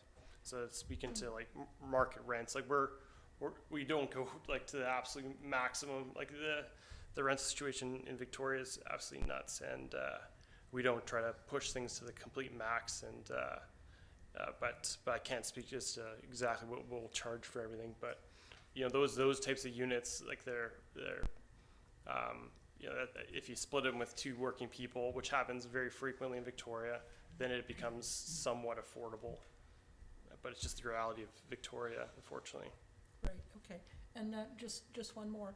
I recall attending a session on by a company that builds rental buildings. And one of the things they talked about is the different sorts of things that they do when they're designing and constructing a rental building, knowing that they want it to last for, you know, 35, 50 years. So I'm wondering if there are any particular elements or things that you're incorporating in this to give it that longevity that, you know, we might not see in a sort of a condo development. Yeah, absolutely. When we build, like our company always buys and holds, and we pretty much never sell property. So we definitely try to build things that will last forever. We look at it through a different lens, and we're not going to cheap out on you know, certain materials just because you can sell it off to someone else and it's their problem. So yeah, absolutely. We try to look at things through that long-term lens and incorporate things into design, like vinyl plank flooring that's very, very durable. Like our exterior will have, you know, very durable materials, that kind of thing. So yes, absolutely. Okay, thank you. Any other speakers? Seeing none, I just would like to thank Mr. Alston and Mr. Pearson for their presentation and answering questions and of council or committee and of the public. Thank you. I just want to reach out and find out, is there anything that staff from your report would like to add to tonight's meeting? Ms. Verhagen. Yes, thank you. Just to clarify a few items that came up during the discussions and questions. On the off-street parking and loading bylaw, just to confirm, the bylaw does require EV charging to the spaces. It says in all buildings that contain apartment and townhouse dwellings, electric vehicle charging infrastructure shall be provided. So not just conduit, but actually a power wire to all parking spaces and terminate in an energized outlet capable of providing a minimum of level 2 charging. So that's in the parking bylaws. That's to all spaces on site, which is why the applicant indicated that they're proposing to put this in as part of their plan. Regarding the rooftop access, there is zoning bylaw requirements again for the maximum size of a rooftop access, and they have requested a variance to relax, which means reduce the setback from the edge of the building to the edge of the rooftop access structure. So that's something that we'll be looking more at if this application is referred on to APC. I think that was it at this point. Thank you. Thank you, Ms. Verhagen. Any members have questions for Ms. Verhagen? Yes? No? Councillor Bruntul. Thank you, Chair. To staff, do staff have the shadow study that was referred to in the presentation this evening? I would have to look through the drawings. I would have to look through the drawings to confirm that. Okay. I see on page A.01R1, the first drawing in the drawing set that went to Committee of the Whole, there is a very small shadow study, but it doesn't really give it in context to the other buildings. So I'd have to look and see. Thank you. And so thank you. I know staff will be aware that the Advisory Planning Commission has certainly had an appetite to see shadow studies presented. That's not within the list of recommendations here, but likely one that I would add. Thank you. Mayor McNeil-Smith. Thank you. A question through you to staff is, we've heard the proponent on a couple of occasions this evening express interest or willingness to have rentals in perpetuity. Would a covenant be the most appropriate way to speak to that, and what would be the process for that to go forward? Yeah, that's a good question. There's a few different ways to do that, to secure the housing units as rental in perpetuity. There could be a housing agreement registered on title that would have that as a condition of the agreement. And that could be a condition of the zoning amendment. Also, one of the amendments in the zoning amendment could be to the text of the zone that has that as a condition of the apartment use in the CD 37 zone, is that it restricts that to rental housing. And I think it was in a previous correspondence, but we would look more at the legislation around rental zoning that recently came in for British Columbia to see if there's any more aspects to it than that it could either be made a condition of the use in the zoning bylaw or something registered on title to restrict it to rental only. Thank you. And so there could be a recommendation after further discussion at APC. There could be a recommendation from APC back to council. That's right. Yeah. Thank you. Thank you, Chair. Councillor O'Keefe. Thank you. Just one question through you, through staff about the trees. And in the report, they mentioned that their arborist thought the trees were in poor health. And I wonder if our town arborist had the opportunity to review that report and the trees, and whether they concur with that assessment. Yes, they did get a chance to review the report, and they did agree with the findings of it. Okay, thank you. Councillor Mayor McNeil-Smith. Thank you, Chair. I'm willing to move the staff recommendation, and that zoning amendment application number RZ100105, development permit number DP100831, and development variance permit number DV100323 for the property at 2060 White Birch Road be forwarded to the Advisory Planning Commission for further review and comment, subject to the following conditions. Number 1, that prior to review by the Advisory Planning Commission, the applicant submit A revised flood hazard report based on the proposed elevations of the development application, and B, revised plans indicating the dimension of the requested variance to rooftop setback and additional landscape details. Second.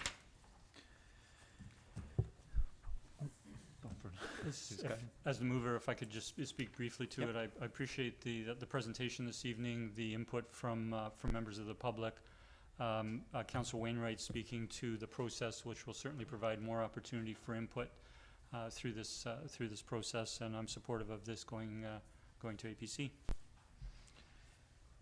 Councillor Rintoul? Thank you, Chair. I would like to move an amendment to the motion that's on the floor to read the inclusion of C as the final bullet, a shadow study. Second the amendment. Thank you, Chair. So the intent just being that in previous discussions at APC, there has been an appetite to review shadow studies on such developments, in that it appears that the applicant has a shadow study, that staff just ensure that that is indeed the case, that the town has it and it's included in the file with APC. Thank you. Anything else from anybody? Seeing nothing, all in favor? Oh, sorry, Councillor O'Keefe? So do you need a second to the amendment? He did already, yeah. Okay. All those in favor? Opposed?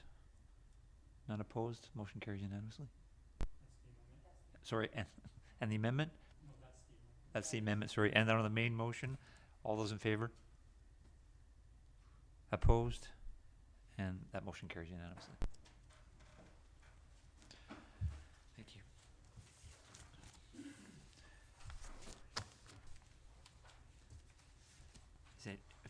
If you want to leave, you can go ahead. Thank you very much. I'll give you guys a second.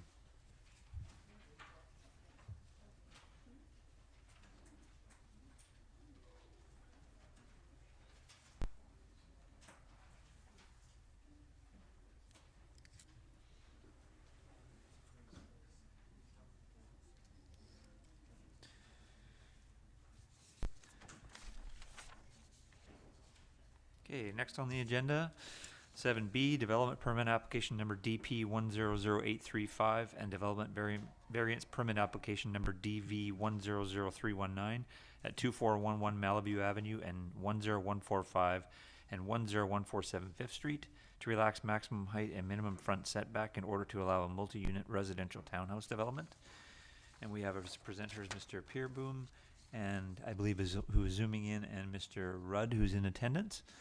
And again, we'll have the presentation, then an opportunity for public participation, and then questions if that'd be so thankful if you would take those. So I'm not sure who exactly is presenting here. Could the previous presenter stop sharing their screen? Oh, yeah, good point. Or could staff just Staff, remove it. close that?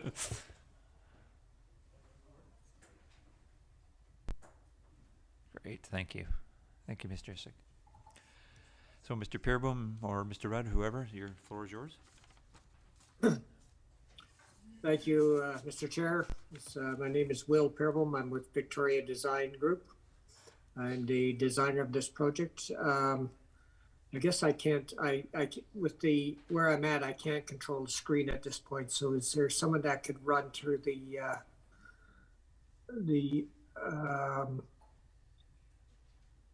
run the computer and switch the screens for me?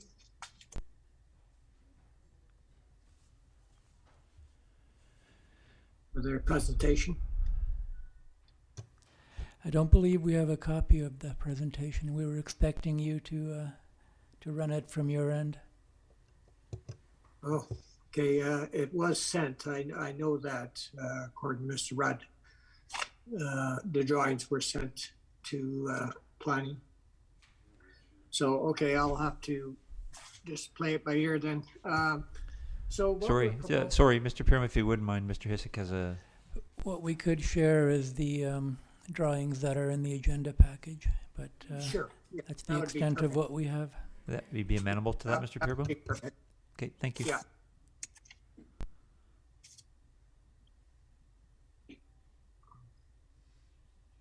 Yep.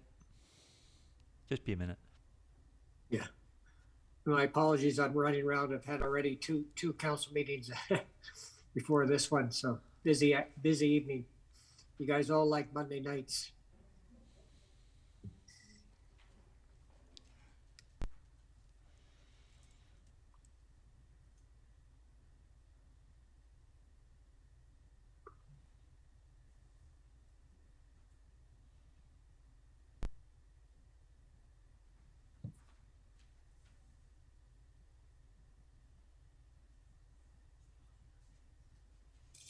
Perhaps Ms. Verhagen could share it, Andrew. Yep, I can pull those up here. It'll just be a moment, if that's all right with you, unless you're planning on doing it there. Please, Allison, thanks. Sure. Just a moment.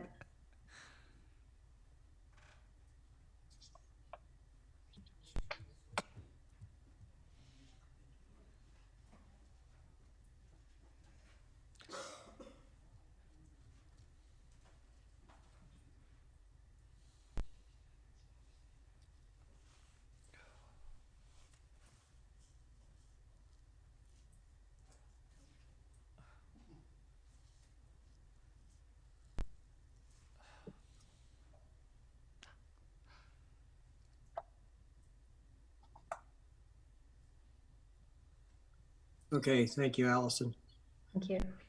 So what we're proposing here is a 6-unit townhome development bordering on 5th Street, on the corner of 5th Street and Malaview Avenue. And this is a rendering kind of protecting that corner.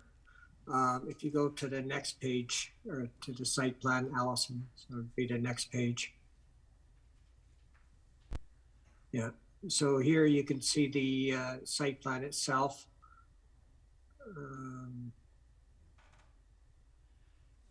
Sorry, Mr. Peerbo, if I could just get clarification. You said a 6-unit, is it not a 12-unit? Sorry, 12 units. My apologies. No worries. Thank you. Yeah, so a 12-unit project that's in the corner of Malaview and 5th Street. We're proposing the entrance to come off of Malaview through an internal courtyard for all the parking to access the garages off the internal courtyard, sort of maximizing a active street frontage for the townhome units towards Malaview and 5th Street. If we go to the next page, Allison, just scroll up. Yeah, so the units are basically 2.5-story units. The variance comes into place for the height and the number of stories based on the average grade. But when you look at this building from Malaview and 5th Street, the building will only present itself to those streets and to the neighboring properties as a 2.5-story building. But due to the average grade, as the center of the property tends to hollow out, it is in some sense technically a 3-story building, but presents itself as a 2.5-story in keeping with the idea of the bylaw itself. Go to the next page, Allison. Heading up. Again, that's the same thing. So we go to the next page. So on the ground floor, each unit will have garages. As you can see, the garages are fairly wide. This will facilitate a car to park, doors open, bicycle parking, areas for recycling and so forth. And on the lower floor will also be a 3rd bedroom. We go to the, and you can see the garage doors are oversized too in width to also help with maneuvering. So if we go to the next page. Again, these are, the main floor will basically an open style living room, dining room, kitchen with a powder room. And if we go to the next page, again with 2 bedrooms up with an ensuite and main bedroom. The 3 of the units will also be accessible units where we provided for an elevator shaft down to the parking area. Even these existing units, you can see with the ensuite, they could simply be, or the main bathroom could be used as an accessible bathroom, even in our typical floor units. But 3 of the units will be designed as accessible type units. If you go to the very last page, because the elevations are all similar throughout itself, but as you can see, she's going through it. But if you go to the very last page, will be a landscape plan. Again, the materials will be that a mixture of siding and with featured with shingle details on the bump outs, and also all the main windows that to the living room also have not only the top floor has an overhang that helps shade the windows. As you can see on the here that there are roofs over the living room windows that help also with some shading on the windows themselves. Plus a heat pump will be installed. And I think the next page will be there we'll see the landscape. So there you can see that we've got a fairly extensive landscape plan, and throughout the project there is actually an increase, and we do have the arborist here in the audience there with if you need to speak, but we will be increasing the canopy of trees from the trees that are being removed. Majority of the trees are being removed are an overgrown hedge that's turned into trees, and basically it's hedging and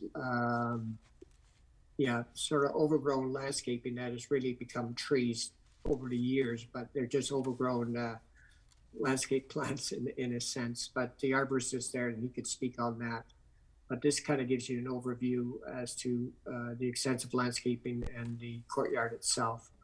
So other than that, I'm available for questions, and the arborist is there if there's any questions from council. Thank you. Thank you, Mr. Peerboom, and I will open it up to public participation for anybody that wishes to speak to this issue for a first time. And open it for a second time. And there's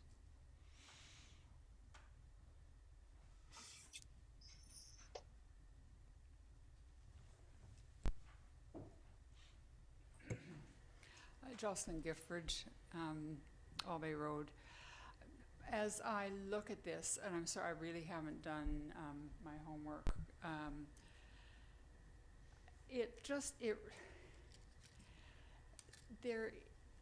these things are overpowering the street, I think. We've had so many negative comments about the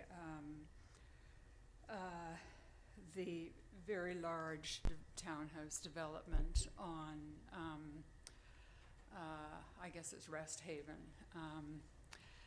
And this, to me, just on first look, is reminiscent. It looks as though there's a little more green space in front, but it just really concerns me that this is so tall and there is so little separation and so little green space in it, so little setback from the street. Thank you. Thank you. I'll open it up for a third time for anybody wishing to speak. Seeing none, I'll close the public participation and I'll open it up for committee members to ask questions. Councillor O'Keefe. Thank you.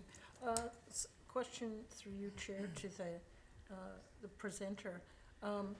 So did you consider any other plans in terms of the footprint for the development in order to save any of those trees? Again, based on the reports we got from the arborists and so forth, really there wasn't anything we could do, even if we tried to change it to save those trees. You know, the majority of trees are sort of in the driveway area. You know, there's a lot of logistics we looked at as to where we could bring the driveway in. It just made the most sense to bring it in off the Malaview, which is the least congested street. And also the advantage of the layout we've done is it's opened up a lot of area along even Malaview and especially along 5th Street for boulevard or sidewalk parking for the public. So we felt that this was the best configuration and the most efficient. And any other configuration, trees would go anyhow. So there wasn't, and again, a lot of these trees that are referred to is actually just overgrown shrubbery and hedges. Okay, and just one other question. In your comments in the package, you mentioned one of the reasons for the height was to be able to accommodate 9-foot ceilings. And, Yeah. you know, I guess that's nice, but, you know, we've heard comments tonight and in the past about the sort of these imposing structures looming up in the neighborhood. And so is that something that you could scale back? I mean, I know it's a nice to have, but I can't imagine in the housing market that we have now that somebody would turn their nose up at a townhouse because it didn't have 9-foot ceilings. Yes, I get your point. If you actually do look at our initial rendering out on there, these are because the areas that are facing the street are literally just 2.5 stories, not more than what you would have in a typical home, single family home. And they, you know, from my perspective, aren't imposing on there. They're actually far below the height of many buildings. It's more of a technicality of how the average grade is determined for these buildings that we're asking for a height variance. And it is approximately 30 centimeters or a foot and 8-foot ceilings. And we may relook at that before we get to the APC. But in a sense, the spirit of the bylaw and the intent in the design, and especially look at our first drawing, it is, from my perspective, a very low scale project and presents itself to the public as a very low scale project. Okay, thank you. That's all, Chair, thank you. Councillor Fallon? Thank you, Mr. Chair. And thank you for your presentation, Mr. Peerboom. It's nice to see you again. Thank you.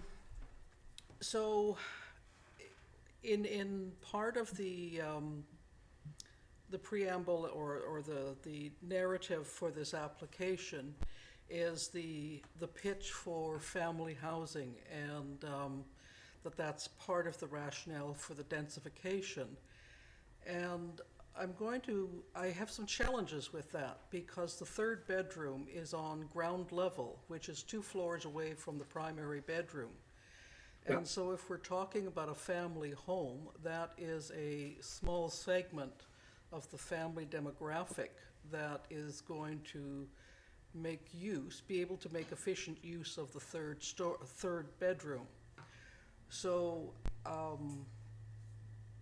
I look at this project and I see it's a lot that is placed in the project. So I'm making more of a statement than asking you a question. I apologize for that. I think it's too much. I think there are too many, and it's not really meeting the needs. If we're going to put up housing for the sake of housing, that's fine. But if we're going to put up housing and say that this is going to be families, the little bit that I cruise on social media and see the conversations about family housing, they're looking at little people. And you're not going to want to have a little person on ground floor. So the other part of it is, it's also then doesn't even go to that limit that it creates a suite. I guess someone could rent out the bedroom for a student, but it's not a suite, so it doesn't meet that part of the extra housing. So I really struggle with the densification for this particular project and the look of the project because of the densification. If you have a comment in response, I'd be eager to hear it. Yeah, I'd like to respond to that in a little ways. In a sense, you're looking and describing sort of the ideal family. You know, I have a family member, you know, with kids, my grandkids, and you know, the two girls share a bedroom in their house, and the bedroom, the extra bedroom is downstairs. But there is also another big demographic out there where we have what I call the nuclear family. You know, they both come from marriages, and they have one has a kid that's only comes on a part time, and you know, say it's the dad's kid, and he's a bit older, and he has a spare bedroom downstairs where they can put him in. So there, if you're talking about the 3-kid typical family, this townhouse isn't suitable. But there are many different deviations of that group that this would suit quite well in young families. And also, even if you had older kids or teenage kids, one could be downstairs and one upstairs. So yes, if you're looking for that perfect family that has the 3 kids under 5, yeah, I would agree that this townhouse as a family unit probably wouldn't be one you would select. Thank you very much. Thank you, Mr. Chair. Mayor McNeil-Smith? Thank you, Chair. I have 2 questions. The first question is, was consideration given to acquiring the property to the south of this plan? I couldn't answer that. I'm not. Yeah, I don't have any information regarding that. Sorry, one of your colleagues here in attendance. Mr. Rudd is speaking to it. Affirmed, and I appreciate that. Thank you. My second question is, if we look at the plan that you have or shared your screen with, and we go to Block A, for example, I'm sure it's similar, the same for all of the blocks. We can see the dark shading is are the units. The light shading is the parking corridor, or the car corridor down the center. And then we have small white squares to the outside, which are the patios. Could you, I know there's a lot of measurements on these drawings. Could you please tell us in Block A what the size of the patios might be in front of the units on the street side? They're approximately 10 by 8. A 10 by 8. And on the street side, will there be a fence, as we often see in townhouse developments of this nature, with a... Yeah, if you go up to the slide above it, Allison, please. It'll be a bit of a rendering. Yeah, so we're looking at not necessarily fencing, but more of a planting type material. We could put in a metal type of fence in behind it to help it, and that's something we could address with the APC. But right now we're planning just using planting itself. And sorry, and that patio space again, the measurement was? About 10 by 8. 10 by 8, and will that be interlocking breakers of some sort? I would think so, since that's Mr. Rudd's livelihood. Okay, thank you, Chair. Thank you, Mr. Peerboom. Councillor Rintoul? Yeah, thank you, Chair. I think the mayor just asked my question, and I was really looking, I guess, to confirm that there is some outdoor space associated with each of the units, in addition to the boulevard that fronts Malaview. So I think that's been addressed. I've got a couple of comments, but I'll leave them for the next segment. Thank you. Anybody else? Any first-time speakers? I have a couple questions. So similar to what I asked the previous presenter, if these were built and on the market today, what are we looking at selling them for? I think that's more of a question for Mr. Rudd than myself. Townhomes, these type of townhomes are usually going for less than half the square foot price of a condo. Okay, so can you give me an approximation? Sorry. $600 a square foot, where condos are going for $1,250 a square foot. Okay, thank you. And was there, you sort of touched on this a little bit with the design, but I'm wondering, was there any consideration given to putting a suite in that, as opposed to the third bedroom in the downstairs? It could be easily achieved, simply doing like a kitchenette type unit, because we do have the plumbing right there with the bathroom downstairs. So that, if that was something council was looking at, it could be achieved, especially on the blocks B and C, since they have rear access stairs down to it. A little bit harder for blocks A and B, because you'd have to walk through the garage to get to them. But definitely blocks D and C could be available, and they could be just basically little bachelor suites. And that is something, if council wished, we could present to the APC. Great, thank you. I'll look for any second-time speakers. Seeing none. Thank you, Mr. Peerboom. Thank you, Mr. Rudd. I just want to reach out to staff and see if they would like to provide any comments from the report. Ms. Verhagen? Yes, thank you. Just to pick up on the comment about secondary suites, it is worth noting that the parking bylaw would require an additional parking space for each secondary suite. So that's something that would have to be factored into the design. Also with trees, despite the comment that they're an overgrown hedge, they do still count as trees, which is why they were identified as protected by staff in the initial review and by the arborist in the arborist report. So it's important to note that they are protected trees and subject to the tree preservation bylaw. Also, this development, as was outlined in the staff report, is subject to the new design guidelines and the new official community plan. So this and the other ones going to committee of the whole for consideration tonight, they would be assessed against those new guidelines in the OCP. So, thank you. Thank you, Ms. Verhagen. And I'll look to council committee members for a recommendation. Sure, if I may, Mr. Chair, I'll move the development permit application number DP 100835 and development variance permit application number DV 100319 for the properties at 2411 Malaview Avenue and 10147 and 10145 5th Street be forwarded to the Advisory Planning Commission for review and comment. Second. Discussion?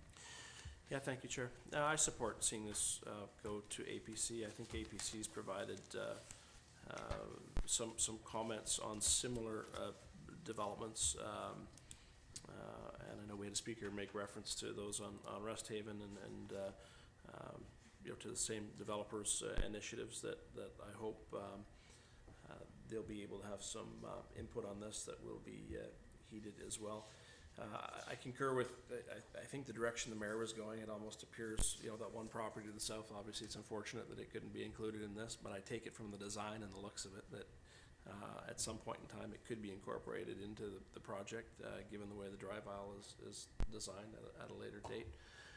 And I do think this is, you know, generally in keeping with the neighborhood, the immediate neighborhood. We're certainly seeing that large rental project, the Oslo on 5th, under construction currently.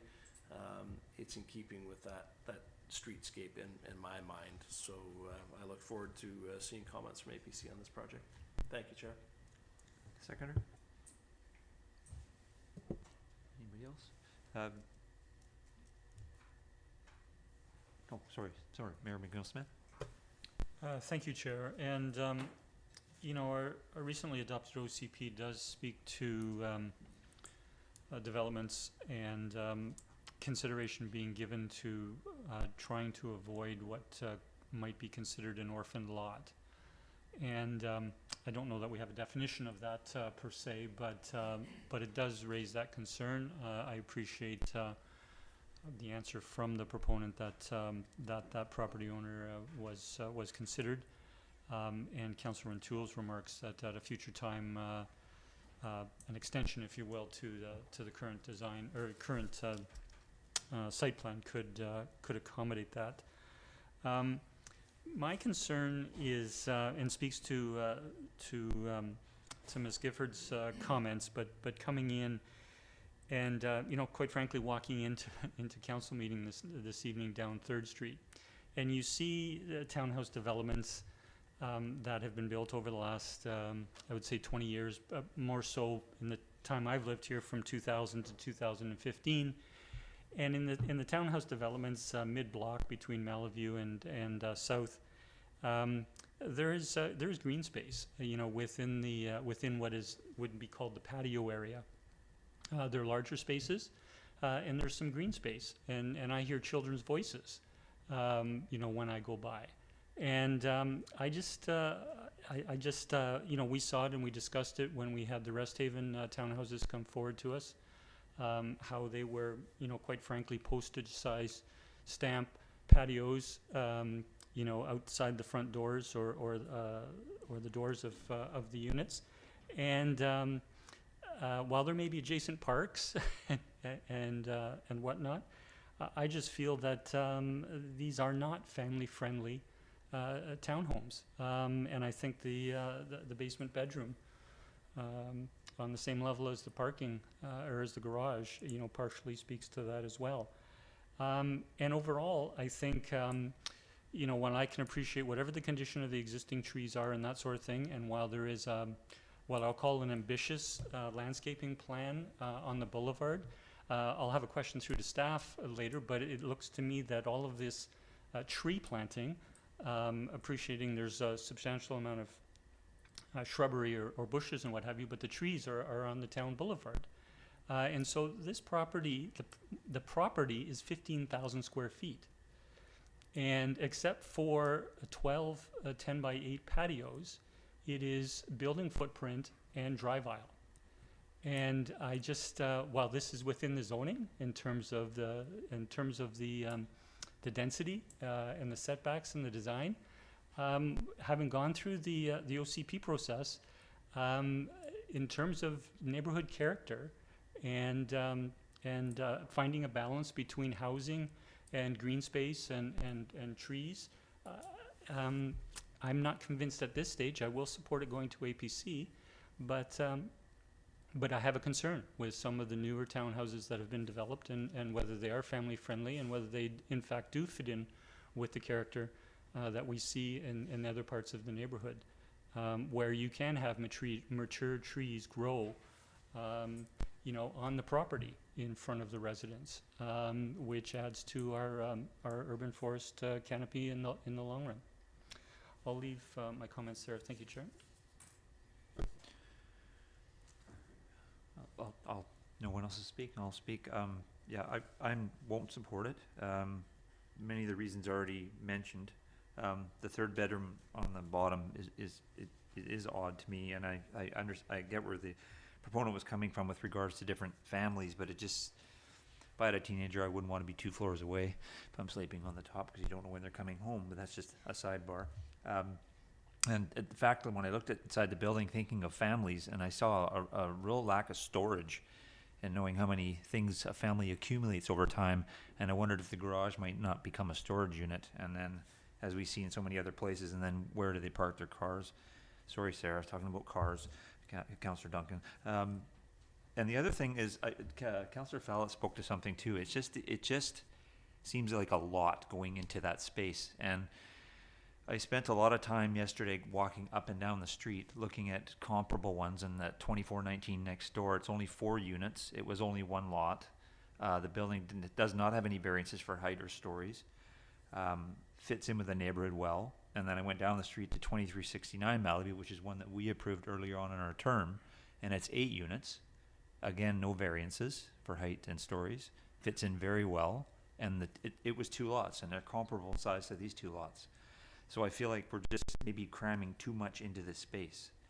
And then when I look at the design, and if I'm always going to go to the trees, these trees could be saved if it was redesigned. And the way I look at it is, you block A, block B, block C, you eliminate block D, you have 9 units, and those trees could actually become part of a parklet or even a playground for children. So as the mayor was speaking earlier, then you have some added green space on this site and not just completely built out. So I think there are alternatives here that will benefit the community more than just adding in housing just for the sake of it. The word was used balance, and that was the word I was thinking as I was looking yesterday. We need to strike a balance between housing density, but keeping green space and trees, and how important and critical that is for the future of this community in terms of its livability, and keeping it in a place that's going to remain a healthy environment. And I'll leave my thoughts there. And what if anybody else has anything they'd like to add? Seeing nothing, move them. Ask the question. All in favor? Opposed? We have 2 opposed. Councillor Garnett, Councillor Pallett. Motion carries. Thank you. We'll move to the last item on the agenda, which is 7C. Development Variance Permit Application Number DV100320 at 98889 7th Street to relax requirements for heat pump locations in order to allow the installation of heat pumps at an existing multi-unit townhouse development. And we have a presentation from Miss Jean Ives, who I believe is present, and then we'll have the same public participation opportunity, and then the council can ask you questions if that's all right. Thank you. The floor is yours. Thank you. I appreciate this opportunity to speak about this. I was very interested in the conversation that just ensued, that was just before, about because we're in, as you know, a 14 unit, we're in the high density area, and we are a high density development. We do have bigger patios than the ones that were just talked about. They're about 15 by 15. And we have big balconies on the second floor. Ours in particular is about 10 by 20. So there's a good outdoor space, and we have a lot of greenery as well. So never mind that. But I do want to congratulate the planning board and the council of the day, whoever it was, who approved a really quite a unique and interesting development to support density, higher density in that part of town. It's a perfect location. We walk everywhere. We've reduced to 1 car, and that's the intention of that space. So it is a new project. It's only 4 years old. What's the fuss about? Why do we need a variance already? And basically, it's because the project is gas-powered. There are 14 units, and there are 14 gas-powered furnaces, along with gas stoves and gas water heaters and gas fireplaces. So we've got 2 motivators for this application. The first one, the primary one, is the health and safety, the well-being of our owners. And the gas-fired furnaces are heating units only. They don't have a cooling option. So in the heat dome last summer, one of our owners, which you know from the letter I wrote to you, had to move out just to be able to cope. That owner had a 3-year-old child. We have a person who lives on the other side of our lane whose mother lives with her, and her mother's 92. And so those are the 2 vulnerable populations in that kind of heat. So that's important to us. You may not be aware, if you weren't involved at the time, but not all of the bedrooms in Sea Haven have venting windows. Yes, exactly our reaction. Apparently it's not required because we have fire suppressant sprinkler system. So it's not fire code. So there's, to my knowledge, and I may be wrong, there's at least 1 bedroom in each unit that does not have a venting window. So you can imagine the heat dome last year, and you can imagine that it was impossible to mitigate the heat in those particular bedrooms. In our unit, I use it as my office, but other people are using it for their bedroom, for a bedroom. Our second motivator is encouragement from all directions and all levels of government to reduce our reliance on emission-producing products and to slow down our use of fossil fuels. The information's on the infographics actually on page 33 and 34 of Sydney's draft climate action plan. Has a really clear indicator of the difference between heating your home with gas and heating your home with electric, and the reduction that you see is significant. Thinking has changed dramatically, as we know, in the last few years. And in 2022 and moving forward, a project like ours, which is gas-powered, might not ever come to the table in that form. it might, the developer may have thought about that differently, and the planning board and council may have put it back in its present form, the way it was approved then, to ask for a little change in the heating and cooling situation. Fortunately for our owners, our units are ducted. It's forced air gas furnaces, so it is possible to switch to heat pumps. And we have half a dozen owners who are interested in doing that. It's not inexpensive, but they're interested in replacing the gas furnace with a full unit heat pump. Heat for the cooling, the heating, the efficiency of both of those, and also for their quiet operation. So our gas furnaces are not quiet. When we first moved into this place, I thought, okay, there's a plane going overhead. No, it's the furnace coming on. And recently, when we were into this discussion about heat pumps with our owners, I did a decibel reading just with a phone app of the external vent of our unit. And when the furnace kicks on, it reads at about 70 decibels. And current heat pumps, like the one that's here in Town Hall, run at 50. So there's a significant difference even there in sound. We don't notice it anymore because we're used to it, and our neighbors are far enough away that I'm sure they don't hear it. Bottom line for us is, without a variance for the heat pump, to relax that heat pump lot line issue, we can't go forward with any change. We can't address the health and safety issue for our owners, and we can't reduce our emissions on that front. I was encouraged to apply for the whole property, and that was as a service to our owners, but also as a way to encourage them to consider changing to electric, to the heat pumps. The planning board was supportive of that idea. Down the road, if you were to approve a single one for our 14 unit, down the road, if you approve a full property one, it mitigates the piecemeal effect of having to hear the same repetitive story time after time.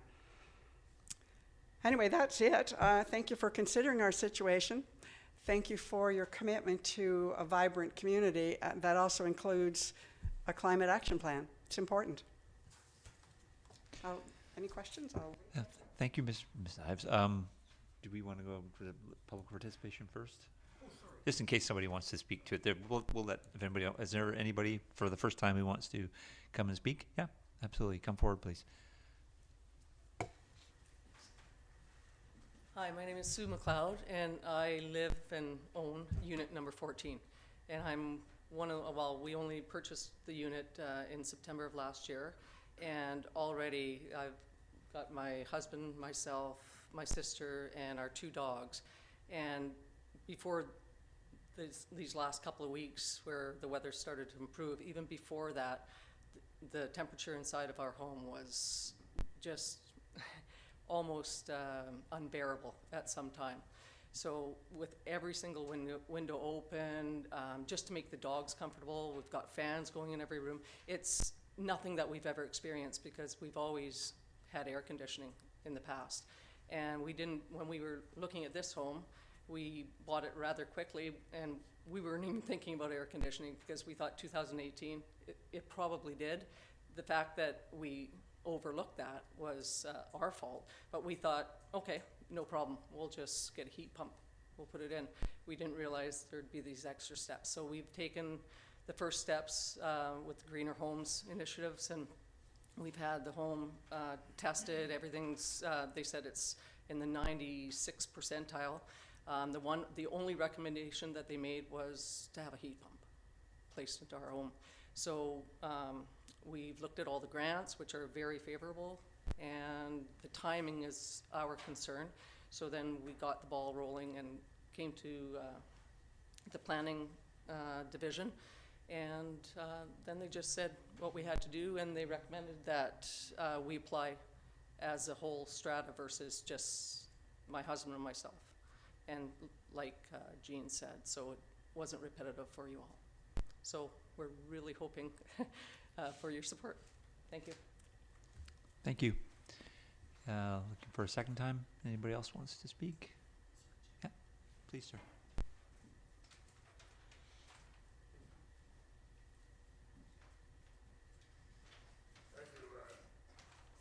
Just concerning the agenda tonight, this lady and I are from 9440 Fifth Street, and we understood there was going to be a discussion on a development next door.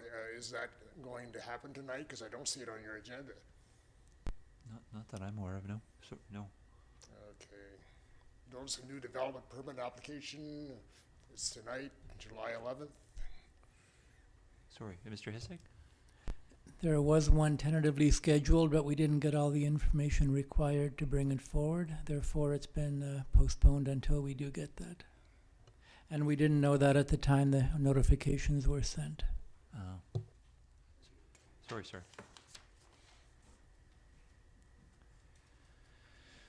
Third and final time. Seeing none. Thank you. And I'll look to my colleagues if anybody has any questions of Ms. Ives. Councillor O'Keefe. You know, just a question in regards to the gentleman who just came up. And I know it's not on this topic, but just for his benefit to clarify, a question through you to staff. Yeah. So if residents do want to make comment on that particular development, do we know when that would appear on the agenda, or how would they become aware of when to come back in order to comment? Sorry, Ms. Verhagen. Sure. Through the chair to Councillor O'Keefe. We've updated the information on the active development applications webpage, and members of the public are always welcome to contact the Development Services Department by phone, email, just stopping by the town hall, asking about the timing of development applications. So the next available meeting for that item on 5th to come forward would be the Committee of the Whole on August 8th. That agenda would be set the week before. But as was stated, we are waiting for items in order to finish our review of that, to complete that staff report. So if we get those items in time, it would be on that agenda. Otherwise, it would be on the next opportunity, which would be in September. So people are always welcome to contact staff for information on that. Okay, thank you. Thank you. Mayor McGill-Smith. Just a follow-up question to that. Thank you to staff. Will there be a follow-up notice to nearby residents? Ms. Verhagen? Yes, no, we will not be sending another notice, but the information will be on the website, and the agenda would be published the Thursday afternoon before the Monday meeting. Thank you. Thank you, Chair. Are there any questions for Ms. Ives from any? Yeah, Councillor Fallon. Thank you.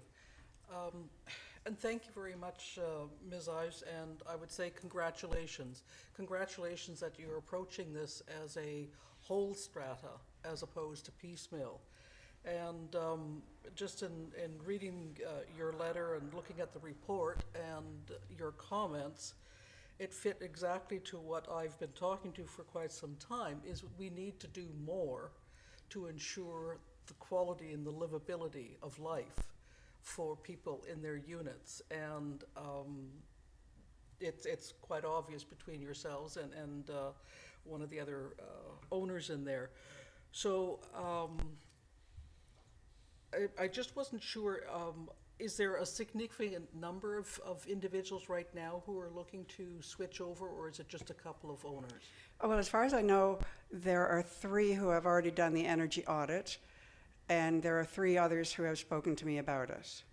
Okay. So that's just under half. Okay, okay. I wish you well, and I certainly don't have any issues with it, so we'll go into that discussion, but thank you very much for your presentation. Good, okay. And there's a recommendation. I'll move that owners and tenants in occupation of property within 75 meters, that's 246 feet, of 9889 7th Street, be notified regarding development variance application number DV 100320 to vary the required minimum side setback for heat pumps and that any written correspondence received be forwarded to council at the time of consideration of approval of the variance. Second? Moved by Councillor Wainwright, seconded by Councillor Fallett. Any discussion? No? Mayor McNeil-Smith. Thank you. And from the staff report, from the presentation, from the speaker tonight, the rationale from these for these heat pumps is very clear and quite defensible. I guess it's a challenge that we can't change at this point. The fact that that these units were built that had rooms with non-venting windows and a setback reduction of 6.5 feet. That leaves just 3.3 feet to the property line, and that's not the normal distance for spacing of a heat pump. It does mention in the staff report that the fence that is on both sides of this property can act as a buffer to the noise of these what sounds like very efficient units. I don't normally like to bring a personal experience into this, but I live in a single family residence with one adjacent to us, and the neighbor does have a heat pump properly spaced, probably at least 3 meters from the property line, and our house is similar. On the other side, we have a fence. In fact, we have quite a bit of growth, but our bedroom is on a second floor, and that fence really doesn't buffer sound. And we choose to have our windows open because we don't have air conditioning, and that heat pump, runs through the evening. I appreciate it's at a low decibel, and there are some units adjacent on one side of this property that are 2 stories and may have bedroom windows, but I am certainly supportive, given the rationale, to go out to the neighborhood for comment. Thank you. Sorry, my one last comment is that the very narrow space between the fence and the house could actually amplify the sound from the heat pump, but I will leave that as a comment. Thank you. I'd just like to say that I will support this as well. When I first heard that it was there wasn't heat pumps, I was surprised given the age of the building that it wasn't part of the development. I can only imagine how uncomfortable it is not having that. It's the direction we're going as a community. It's what we've talked about over and over again. We actually have rebates as part of the town towards converting to heat pumps from gas and oil. So it fits in perfectly with what we want to do. And as Councillor Fallett said, and as I mentioned before about the previous development, it's all about livability and being able to, have a life in your home and in your area where you enjoy it, because that's what livability is all about. So I'll end my comments there. Oh, and Councillor O'Keefe would like to add something. Thank you. I'm fine with this moving forward to get public or input from the owners and tenants in the neighboring property. It's a great idea to get heat pumps, but I am interested in hearing what the neighbors have to say. So not having had a heat pump myself, not knowing, this is for one of the setbacks is fairly significant. Whether that will make a difference for them, I don't know. If the people in the adjacent properties, if they also don't have heat pumps and they're leaving their windows open, for air circulation, how that will impact them. So I'm fine to see it go forward for now, but I will be interested in hearing what the neighbors have to say. Thank you. Councillor Rintoul. Thanks, Chair. Yeah, likewise, it'll be interesting to see what feedback we get from neighbors. It was an excellent presentation, and I think the point you made about the gas furnace and the noise it emits currently being higher than the heat pump that is proposed, hopefully isn't lost on this process as we move forward. So I'm happy to support the motion. Thank you. I'll call the question. All in favor? Opposed? None opposed. Motion carries unanimously. And the last thing we have is adjournment. Move adjournment. Second. Moved and seconded. All those in favor? Motion carries unanimous. Thank you. Thank you, everyone.